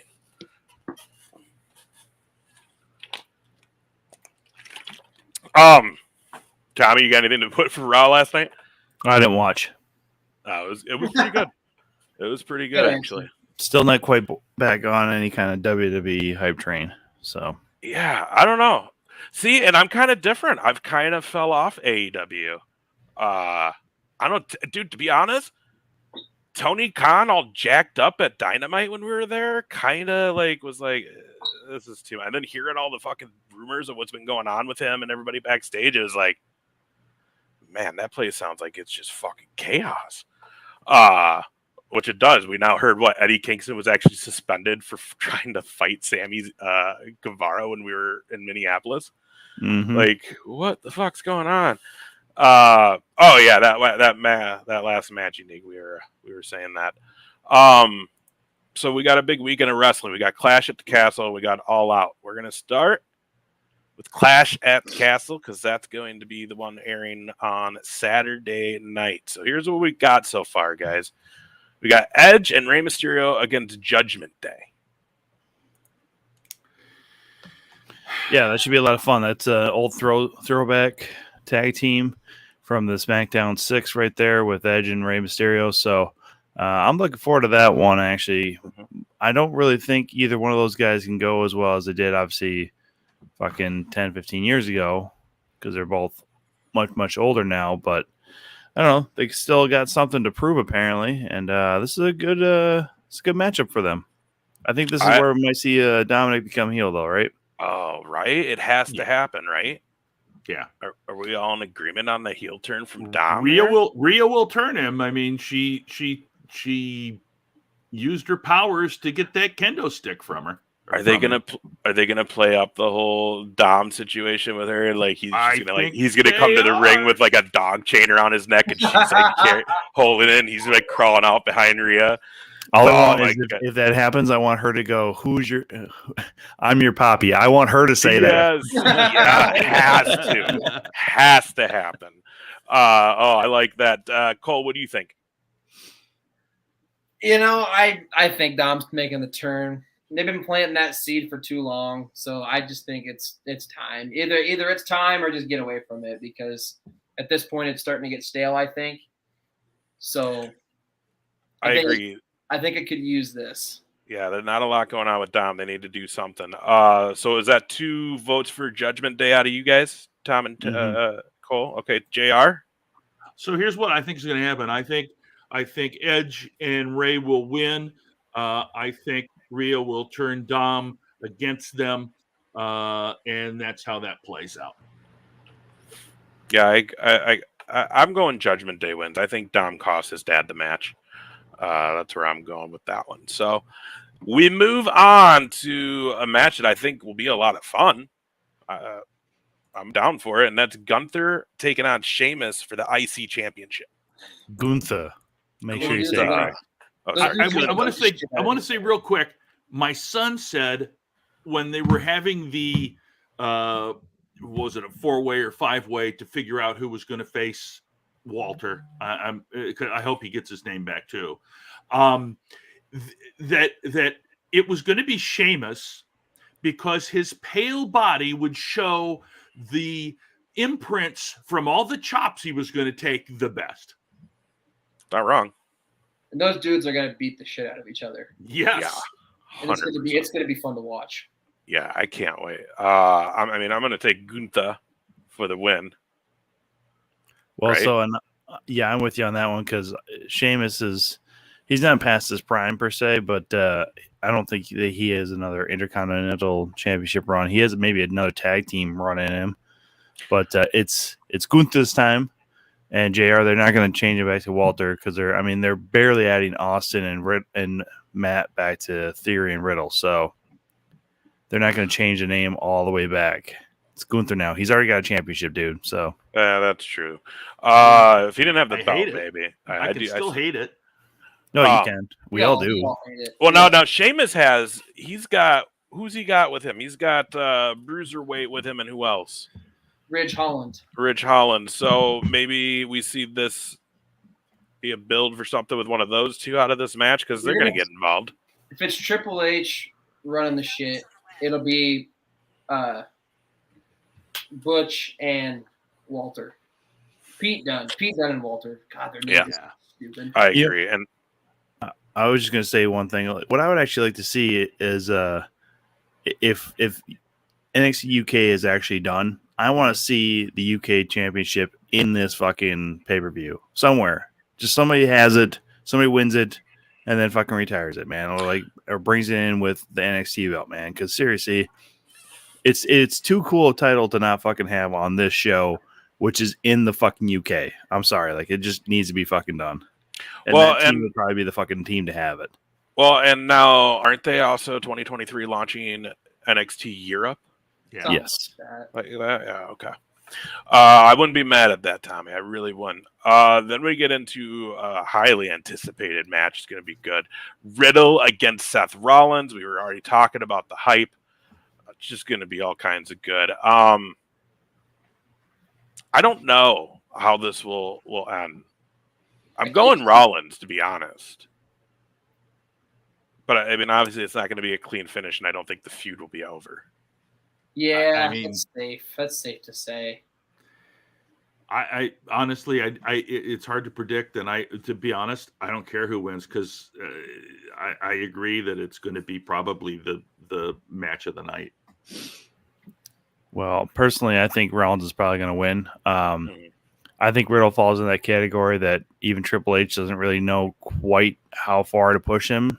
Like, is he the mid-card championship, which he's already had a couple times, whether it be U.S. or Intercontinental, or so you can push him up further towards the Universal Heavyweight Championship, which I think fans would be okay with. But I think as a company, they don't really want to push a guy who clearly is into, using marijuana, which, whatever, not a big deal for the casual person. But you are still talking about families here and stuff, so. Well, it's interesting to see they actually went forward with those 420 shirts that we saw in the crowd last night. Yeah.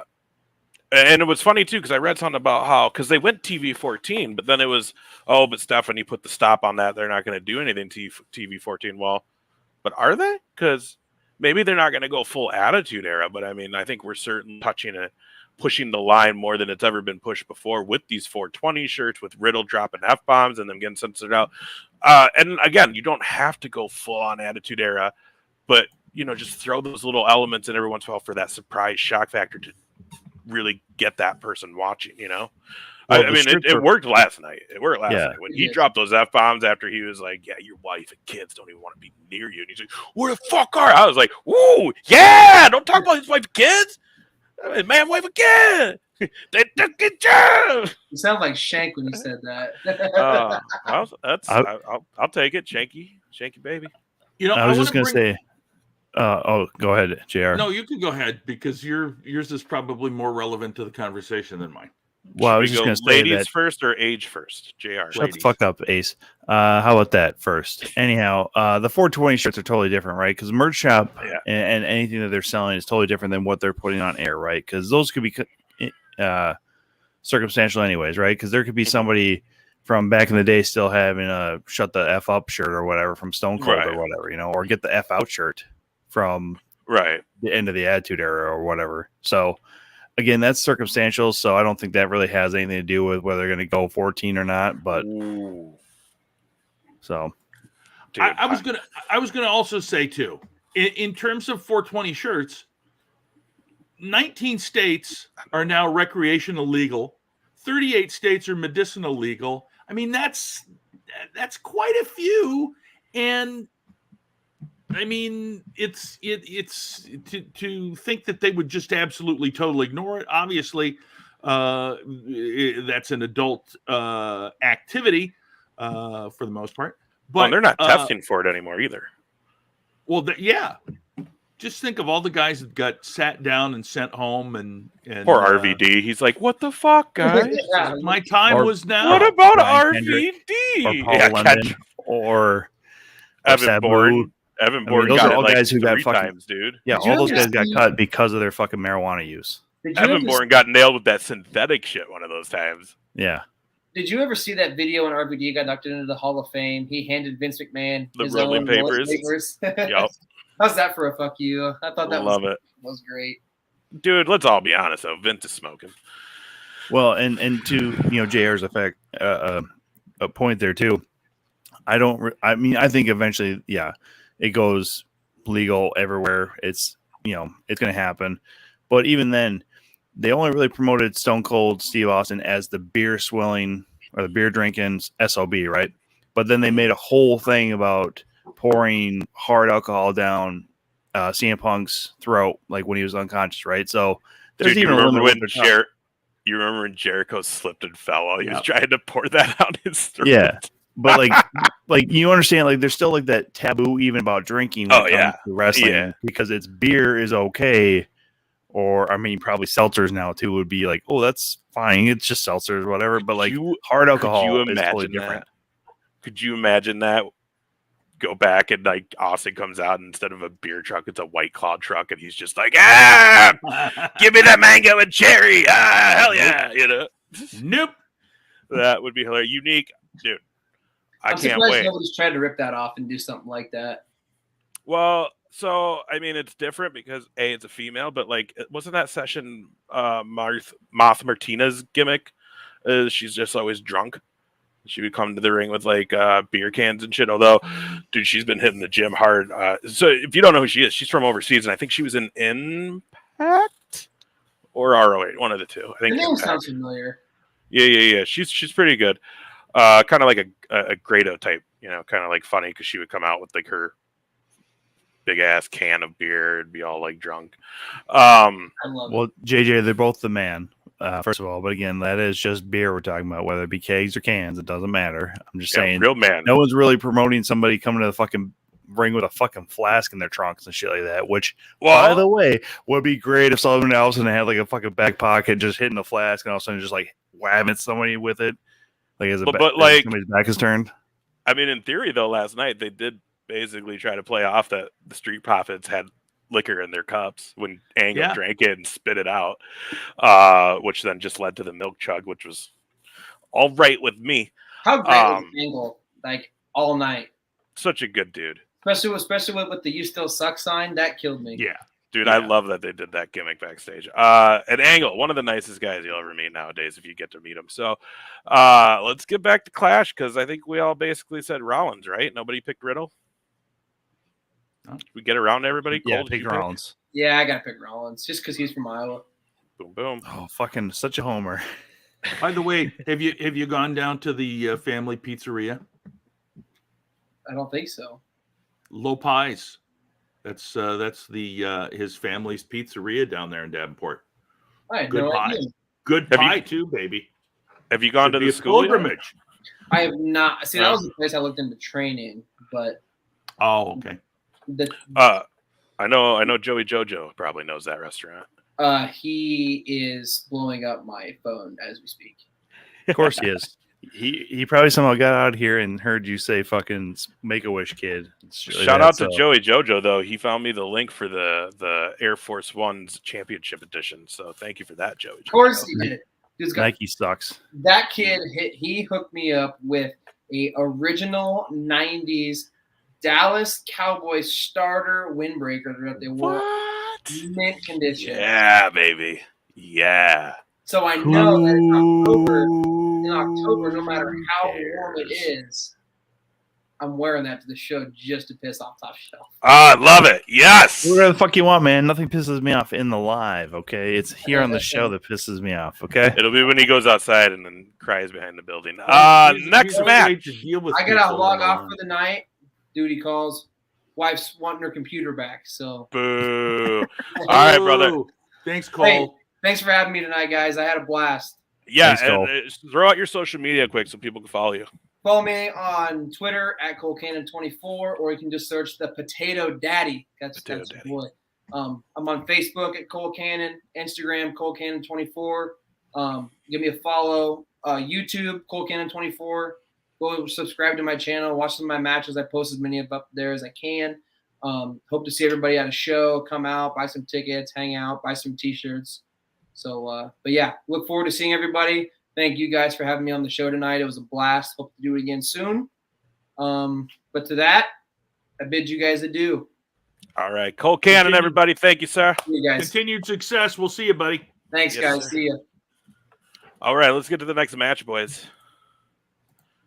Bianca Belair, Alexa Bliss, and Asuka. They're taking on Bayley, Dakota Kai, and Io Sky. I mean, it's got to be waste Bayley. of talent on this one.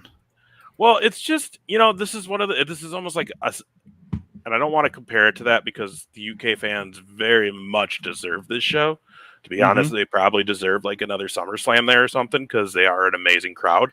They do need to finally get a WrestleMania. Let's be real. Yeah. Or somebody in the UK, somewhere in the UK needs to have a fucking WrestleMania. Yeah, London for sure should be a host city sometime. I would be actually inclined to go because I love London too. I mean, unfortunately, they use an outdoor stadium, so it's going to be Wembley anytime. Which, I mean, I don't know. They get the same kind of weather as New York, roughly in like late March, early April. So it could probably. You work. know what? I went to New York. They could do it in the O2. Be I a little suppose small though for it's a Mania. pretty big. Yeah, it's whatever. For Anyhow, a Mania. But anyway, well, if they do it 2 nights now, though. Anyways, yeah, this match does seem like it was kind of just thrown together for this show. There's nothing. I think we'll see more storyline happen with both these groups after. Because obviously, Bianca Belair's a title holder, right? Bliss and Asuka are going to all of a sudden start tagging. Like, that's just not going to happen. You know what I mean? Like, Right. Those two are both competitors that should be at a singles level. They're both former multiple champions. Like, there's no reason for them to be stuck in some tag team together. So I feel like after this, we're going to get like a little bit of a blowover and reset on all 6 of these ladies. Obviously, Bayley and that group. Like, that faction is going to hold gold eventually, right? Like, it's going to be like the Sheik. Yeah. well, I got to assume that faction should be exactly like Toxic Attraction was down in NXT, where you have a title holder and then the tag team championships, right? And it still would be if Gigi Darlin didn't get hurt. So speedy recovery to her. And that was Toxic Attraction was awesome. That's an awesome stable down there in NXT. So I mean, they were ruling that women's division. You guys. I didn't start it. Unique did. It's all right. So yeah, I think we're all in agreement on this. Now we got our SmackDown Women's Championship up for grabs on Saturday. Liv Morgan will defend against Shayna Baszler. I'd love to see Shayna win, but she's not gonna. Well, you're probably right, but I have the recollection that you don't, JR. So I remember back to Elimination Chamber where Shayna Baszler just ran through everybody, Liv Morgan being one of them. And Triple H is much smarter than Vince was. And yes, Liv Morgan is much more easy on the eyes, if you will. But the correct call here, and I love Liv Morgan, but the correct call is to put it on Shayna Baszler. I think what's going to happen is, though, that Ronda's going to get involved in some way, shape, or form, because she's not on the card at all, right? At this point? No.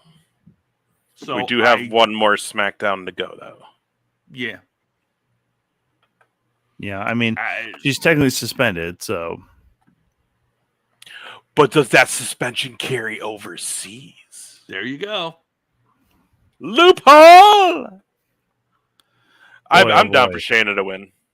Yeah. I would be. I mean, I'd love it if she does. I just don't. And nothing against Liv. I love Liv. Yeah, Right. and I love that she's had this chance. I kind of like what Tommy said though. Like Shayna was a force to be reckoned with when she had the title on NXT, and there's no reason she can't do that on the main roster. Yeah. Well, and they messed up her last run. I mean, let's be real honest, they did, and it's. Wasn't she biting people and shit? What was that? Remember that? Yeah, they bring her up to the fucking main roster, and then she gets fucked the out back of everything. the neck, so. yeah. Yeah. Yeah, unique. I'd love to see that finally take shape, and maybe it will. Well, good under luck Triple because they H, don't. but- Well, Oh yeah, Melissa you Pierce won't. They'll has been- never. Yeah. Yeah, she's Yeah. over in AEW, and Jessamine Duke is not signed back with the company yet, so it's Yeah. going to be a while if it happens. I mean, but Yeah. who knows? Maybe AEW wants to fucking play ball. I'm sure they do, actually. You never know, man. You never know what will happen down the line. What I do know is Roman Reigns is defending against Drew McIntyre. I feel like I don't know. Talk is that they want to take one of the belts off of him. Right. And how do you do that though? Isn't this for both? Yeah, it's for the undisputed. Oh, it's for the undisputed WWE Universal. Yeah. So would that exclude? No, One because of them? because that's when they combined it was when it became When the WWE Undisputed. Universal. Yeah. Okay, so then, yeah, I don't know how they plan on doing that, but I've heard the same that they wanted to maybe take it off him. I mean, it's over 2 years, guys. Well, yeah, Roman Reigns, yeah, he just reached 2 years with the Universal Championship. The title to take off him is probably that one because Raw still needs help in the ratings and stuff. SmackDown's doing fine. So you put Roman Reigns back over on Raw, do the Tribal Chief stuff over there, have McIntyre be the one carrying the fucking torch over in SmackDown, which makes a lot more sense anyways because you don't really need help when something's on broadcast television, right? Like the big networks that are over on where everybody can get in with like a fucking HD antenna, those are going to be doing fine. You still need cable to get USA or something like that. So I just think in my mind, it's better to take one of them off, and it's probably the Universal, just to get somebody else over there on SmackDown because they do kind of need to liven that up a little bit more instead of having be so Uso and Reigns centric over there. Mm-hmm. Yeah, I agree, and I like Unique's idea of maybe doing 2 falls, one for each title with Reigns. That'd be good too. To be real honest, though, I'm just excited to see when we finally get Sami Zayn and Kevin Owens taking those tag titles off the Usos. I love the Usos; they're a talented team, but holy God, I'm tired of the same thing. I'm tired of them holding those titles. I'm tired of Reigns holding the belt. Like, give us something new. Speaking of something new, did you hear that there apparently is looking to be a title like change of belts as far as the actual look and the feel of them? Yeah. So they look like real belts now instead of the fucking nickels. The kind of what do you want to call those things? Like costume jewelry belts. Well, the tag titles have looked real shitty since they put 2 fucking Centurions or Trojans or whatever the fuck you want to call them, Spartans, whatever, with the fucking helmets on the fucking titles. They've looked like shit since then, whether they were fucking the copper or the silver color. They've been silly ever fucking since. And yeah, the 24/7 needs to go too. You're not wrong, Unique. But the reality is you need to bring back, I think you bring back the classic, the 1990s fucking big old fucking honking fucking tag belts, the ones that the Road Warriors had, the Hart Foundation, like I think Edge and Christian were one of the last ones to hold it before it was split up between shows. I mean, that's really what I think you do is go back to that classic design, which you should have just kept with the fucking Intercontinental title, by the way, too. But yeah, whatever. I don't know. And I've been hearing rumors that they want to make the WWE title more closer to the not winged eagle, but the Attitude Wing Eagle. So like the more circular belt, which I think is again a pretty fucking cool design. Yeah. We should go through. We should have a belt show one time. Ace and I did this before you were on with us. Went through our favorite belts. Oh yeah, and I always think that's interesting because each of us have a different eye to these kind of things. But I will be honest with you, the tag belts to me do not look as bad as the WWE and the Universal. Those just look like crap.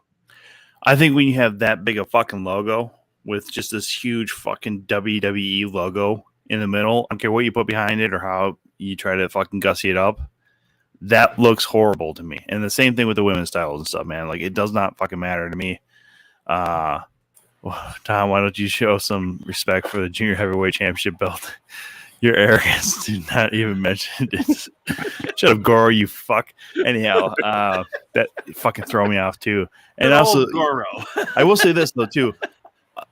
Kudos to the IWGP for keeping their junior heavyweight belt looking the same, because they fucked up when they combined the Intercontinental and the IWGP World Heavyweight Championship, or Heavyweight Championship, excuse me, to make it just one belt, because that belt looks like a combination of the fucking Nightmare Factory logo and Nightmare Family logo and the fucking Divas Championship. So that top IWGP World Heavyweight Championship right now is a fucking garbage belt. It looks awful, and anybody who holds it knows it looks fucking terrible. Jay White can suck my dick. Oh, I'm all fired right now. I'm all fired up, man. I'll tell you now here. So which one are you talking about, Unique? Anything in general? I know here you're as far as belts to bring back, I think they got enough belts.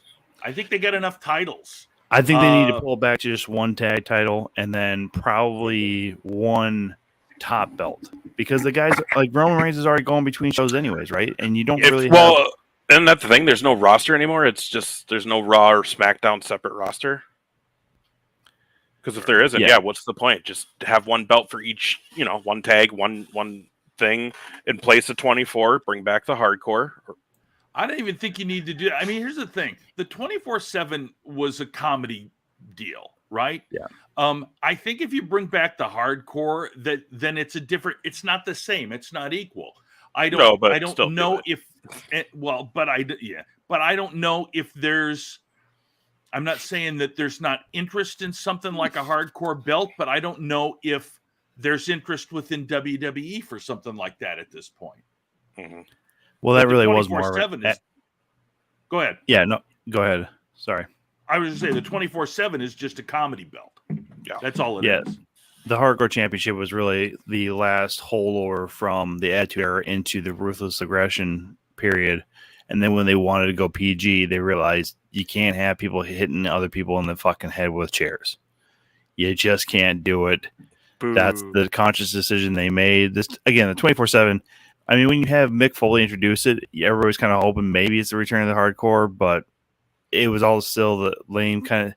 Because even the end of the the hardcore championship was really lame, because somebody would get hit with a fucking trash can and all of a sudden get pinned, and then that person would get hit with a fucking cooking sheet, and then they get fucking pinned, and then somebody else would like fucking tase them, and then they get fucking pinned. It's like, who the fuck gives a shit? Like, if you have 4 different fucking championship reigns in one show, fuck it all, right? I agree. Let R-Truth win that 24/7 and then just let it go with him when he retires. Yeah, absolutely, dude. Like, he's the only one that I fucking gave a shit winning it, man. Well, and when Jerry won it, I cared. Yeah. Have you guys gotten into AEW, or you want to go through this? We didn't, really because quickly? we don't have the match card. Well, let's do it really quickly. Yeah, I got it right here too. We don't have much time, so we'll have to just kind of pick winners here, guys. So, Ricky Starks, Will Hobbs. Ricky Starks, baby. He's hot as hell. Yeah, they would be dumb to not have it on, or Ricky Starks win that one. Yeah, agreed. Wardlow will team up with FTR. He's taking on Jay Lethal and the Motor City Machine Guns with Chris Sabian and Alex Shelley. That's going to be great. FTR and Wardlow got to win. Yeah, I agree. I'm also with this. I believe maybe the winner faces off against whoever wins the trios title. That's obviously down the line. Or FTR goes over to Impact and becomes the 8-star FTR at that point. Just saying. Both good calls. We got the American Dragon, Bryan Danielson, taking on the Lionheart, Chris Jericho. Jericho's been doing a great job of putting people over. I think that continues. Mm-hmm. Yeah, Danielson. Yeah, I mean, it could go either way. Really could, but yeah, Danielson wins. Jungle Boy versus Christian Cage. I think we see Christian Cage get his on this one.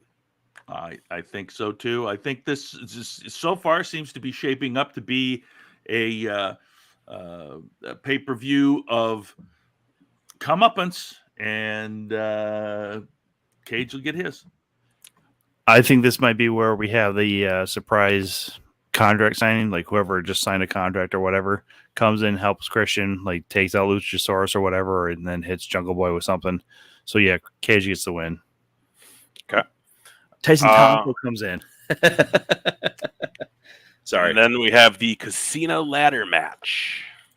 I don't even know who the entrants are, so We don't either. I think Tom is correct in stating that MJF will be at least, if not the wild card, at least in the match.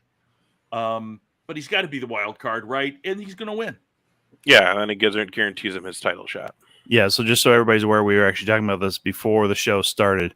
I think MJF is in this one because we were talking about this with Cole before the show, but I think he wins, and then it's immediate challenge from Moxley because we don't have a current AEW World Heavyweight Championship match. So I think Moxley comes out immediately and challenges whoever wins that. So if it ends at MJF for the win of the ladder match and then also of the World Heavyweight Championship. Throwing it out there, baby. Calling it. Bad guy wins. Come on now. I like it. AEW World Trios Championship Tournament Final. There's another one we talked about before air, but yeah. I believe this will be the Dark Order without 10 with Hangman Page, and they'll beat the Elite. Okay. Yeah, I'm on board with that pick. Obviously, we'll see who makes it through from the Dynamite side and the Rampage side this week, which I think it will be the Elite coming through and then Dark Order coming through. Mostly because if Dark Order somehow beat House of Black, then you got to push them all the way to the final, right? It's ridiculous. Well, and the other thing is too, if you watched, they were really playing up the knee of 10, and we sort of saw this coming from weeks ago, but I think this is going to be, I think it's going to be super cool. We then move to our TBS Women's Championship. Jade Cargill will defend against Athena. For the love of God, give it to Athena. Please, please, please. I agree, and let's not have a female Goldberg. Well, Jade Cargill is the most dominant champion outside of Roman Reigns right now. So, if you keep it on her, you need to fucking send her to the moon, right? Like, so she's gonna have to win both fucking championships to be real prestigious. But no, Athena has to win, and I think you pull out all the stops. You put fucking Ruby Soho comes down there, helps out. Statler comes out and helps out. Like, literally, everything needs to be in play here to make sure Athena wins, and Jade Cargill goes gets more training and then comes back later to win the title back. But just as an FYI, I know what you're saying. Statlander won't come out though because she's hurt. Well, I'm just saying, like maybe with a crutch or something like that. Yeah, I get you. Again, any way to get it out of fucking Jade Cargill is what I'm saying. Yep. And then we move along to the AEW Interim Women's World Championship. It's going to be Toni Storm versus Britt Baker versus Jamie Hayter versus Sheeta. Now, has this changed somewhat? No, it hasn't. It hasn't. Yeah. Okay. No, it has not. As soon as they announced Thunder Rosa was not able to compete at All Out, this was the fourth participants they put. This was the last match, and we have like a few minutes. Real quick, what's all your feelings on that? Because there's a lot of talk about how, maybe she's hurt and these nagging injuries. There's also a lot of talk of Thunder Rosa was going to have to job out and give the title up on Sunday night. Didn't want to play ball. We already know there's been issues with other talent in her backstage and in the ring. So as much as I want to be like, that's not true, there's a very good, we also heard recently that she hid from Jamie Hayter in a bathroom toilet because she thought she was going to like kill her because she broke her arm or busted her nose or something. I don't remember what it was. Yeah. Broke her nose. So I think honestly in the match, I think Jamie Hayter's going to win, but I mean, Thunder Rosa, you guys know how I feel about it. Up until the point she won, I was all about her. And the minute that she won, things changed. And I don't know if it was her attitude, if it was an arrogance. I don't know. But this may absolutely be, as Cole was talking about, something that's genuinely happening. And I mean, I don't know why Thunder Rosa would be afraid and hiding. She was MMA trained. She's certainly can take care of herself. But yeah, I don't know. I mean, if she Tommy, comes who you back got? Oh, good. No, I was just going to be on the same boat. I think the better story right now is Jamie Hayter wins, Mm-hmm. and then Britt Baker has to play cheerleader for a month or two, or maybe even all the way to Full Gear. So yeah, about a month or two or so. And then she is the one who makes the play for the title, because I think that's a better story. Yeah, but I have a sneaking suspicion that they're going to put it on Tony Storm, which is fine. Well, and I think they're going to do that for the hope of when Thunder comes back, they get their Thunderstorm matchup. Yeah. So yeah, I'm with you. And I agree with you, JR. I loved Thunder Rosa, but it just seems like as each thing happens that keeps popping up in the news about her, it's like I don't like that. That doesn't sit right. And it does. It kind of and hopefully it's what she says it is. Hopefully speedy recovery, all that. But I mean, yeah, this very much feels like a Rock or CM Punk situation when it was like, all right, I'm out, peace. See, it seems to me like now in hindsight, when Thunder Rosa was absolutely kicking ass on NWA before the pandemic, people were questioning, why has she not gotten a shot from WWE? And maybe this attitude is part of the reason. Could be. Could very well be. Man, it's going to be a big weekend of wrestling, guys. A lot of shit going on this weekend. Very true. But what a show we had tonight. Tommy looks tired already. No. So I'm coming off of a long week last week with work. Oh shit! You know what, guys? We are like literally one thing away from a fucking hype train. So I don't know if you guys want to do it or not. Lab Glass gave 100 bits. JJ gave 500 bits. Thank you guys so much. Guys. If anybody gives a sub right now, or re-ups their sub, or gives another 100 bits, we will go into hype train. And I think you guys are probably on board with this. We'll just go until the hype train is done. Probably we can talk about more shit because. I mean, not only that, we could probably find what else is going on all out this weekend. JJ just gave some more, but I don't think it needs to be somebody else other than JJ. There's a bunch of shit going on for all out weekend. I to be honest, I forgot it was all out until a few days ago. I was like, wait, all out's this weekend too? Shit. Well, it's the curse of Labor Day weekend, right? So it is. Oh, Dan just gifted a sub too. Holy shit, you guys! Thank you so much. That's fucking incredible. Everybody. I think they got us into the hype train right there. There it is. Fuck yeah, everybody. You guys are fantastic. I don't care how late in the show it is. I know how much you guys hate me, but especially Goro. He was fucking calling me out for not having love for these belts and stuff like that. So I will say this, though. He mentioned the Canadian title, Goro, real quick, the Canadian Championship. When you first mentioned that, I started reading this. I thought you meant the WCW Lance Storm Canadian Championship. I thought that's what you meant when he was holding all the fucking belts in WCW towards the end there, except for the one that mattered, which... How has Lance Storm never been a fucking heavyweight champion, by the way? That's a fucking criminal act right there, but... No personality. No, I mean, that's what... I mean, like, for WWE, at least, that's what they would have said. Well, I understand that. Oh, wow. Oh, god damn it, dude. Fucking JJ, Jesus Christ. 1,200 fucking bits? Jesus. JJ. Fucking, we're at level 3 of a fucking hype train, 67%. That's Jesus, you guys. Right there. And let me... Did you guys see that... Not only does JJ do that, but he sends awesome shit like this T-shirt. That AWA, we can't see it, by the way. The varsity blondes are just kicking ass on your T-shirt, though. Yeah, your green screen is weird. Did you guys see that Velveteen Dream was charged with cocaine possession and destroying physical evidence? Yep. Dude, he's done. That's so downhill, man. Like, I mean, we joke around about seeing like Joey Ryan, and by the way, he did lose his job at Disney. If everybody's wondering, somebody identified him from a picture. Disney went back and like after getting tagged in a tweet, and they have now deleted. They've gotten rid of Joey Ryan from whatever position he had at Walt Disney World or whatever.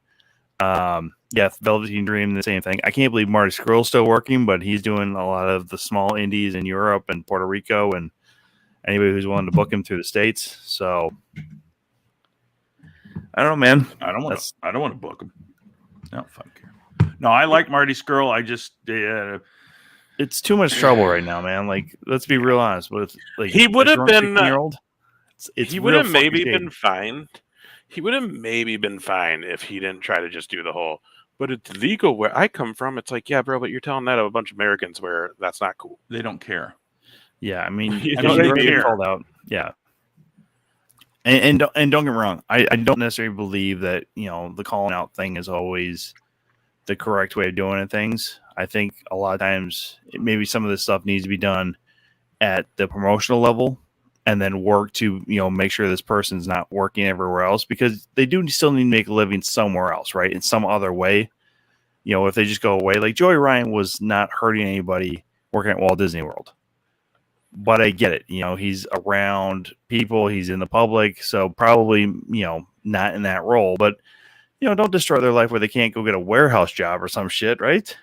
Yeah. Oh, yeah, there's felony-friendly warehouse jobs. You can go do that. It's just, I just dude tried to pick up teenagers. He can't be hanging out at the Jungle Cruise while they're trying to get on the boat now, dude. You took that a little bit wrong. A little bit different than what I was thinking you're going to, but that's still very funny. So good job, Ace. But the thing is, though, Tom, you have to think about the degree of things that were done, and right. If you say, oh, you don't want to ruin his life, so he can't do this. Well, didn't he ruin other people's lives too? And yes. with no thought about anybody himself. So I'm not 100% in agreement with you. I thanks, JJ. We appreciate it, buddy. But part of me is like, yeah, I agree with you to a degree. If somebody comes after him and still feels like they should, okay. I mean, he made his bed. Now he got to lay in it. And that's how it is. That's how the world is today. So no, yeah. See, I'm not going to disagree with that. You're differing right on every point. Hey, real quick, guys. Just thanks to Danny. If you're still here, thanks. Have a good night. I don't know. He was having problems. He said he was trying to watch us all night, but he wasn't allowed in chat all night. Oh, that's weird. Yeah. So it still let him do his gift sub, but he couldn't chat at all tonight for some reason. So he's taking off for the night though. So hopefully next week it works, bud. I don't know what that's all about. Yeah. Thanks for gifting Ace a sub to his own show. That's fucking great. Ace, you can't even sub to your own show. Why do I need to put that money back into my pocket? Like, it's already there. Why take it out to do it? You're missing the fucking point, dude. It's like, Tom, it's like you don't wear the band's shirt to their concert. You know what I mean? I don't know if you know how Twitch works, man, but like the more numbers we have as far as subscribers go, the more likely it is they're going to start bumping up to the fucking main page. Then be more entertaining to get more eyes on us. Damn, you stupid son of a bitch. Who do you think is the most entertaining one on this fucking panel? Discount. Confrontational. Jesus God, you ruin it for everybody. The cat. Yeah, I mean, Discount is the most favorite. I'm just saying who's the most entertaining. I'm the most fucking entertaining. I mean, you were when you were getting in your little tizzy over the Cowboys. Word. That was pretty funny. Hold on, Ace. JR is trying to say something. I want to listen to JR's comment, not yours. What's that, JR? I said you're the most entertaining only if you like to hear the word fuck every fourth word. I think they do. Clearly. I don't think they do. Oh, listen to this. AEW's Thunder Rosa says she's in a lot of pain. Can't feel her legs. Well, if she can't feel her legs, then, I can't feel her heart. Oh my God. Why would you say that? I can't feel my legs. Like, no, you're just banged up, lady. Because there's probably people, again, who's calling her out for not wrestling, which I understand. But I don't know. I think, well, at this point, my whole thing is I don't know why they haven't decided that Serena Deeb should probably be part of this fucking match in some way. But I don't know. Who's to say that that's not how it ends, right? Is that whoever wins is not then attacked by Serena Deeb, the professor, the probably most well-rounded women's wrestler in the lineup today. Eddie Kingston versus Tomohiro Ishii set for All Out pre-show. Tomohiro Ishii. Whatever, dude. I can't say Japan. By the way, you guys all saw that Eddie Kingston got suspended for a couple of days, right? Yeah, yeah, we said that for a couple of weeks. Mm-hmm. Yeah, for fighting in Minneapolis. because he got pissed for calling him a fat ass during his promo. Yeah, and Sammy Guevara really went after a fan on Twitter who called Eddie fat ass, and he's like, "Hey, let's just drop it here." I'm like, "What the fuck?" Yeah. There's more F-bombs for you guys. Thank you guys so much for the great work with the Hype Train, man. We really do appreciate that. Did you guys... Wicked Lester, JJ Blood Alcohol, everybody else who contributed, man, you guys are fantastic. Did you guys now I forgot what story I was going to tell you about. Doesn't make any difference. It doesn't matter. We got through the Hype Train's over. Let's get the fuck off. Yeah, I'm with it. I'm with JR on this one, which is hard to believe, but I know. Peace out.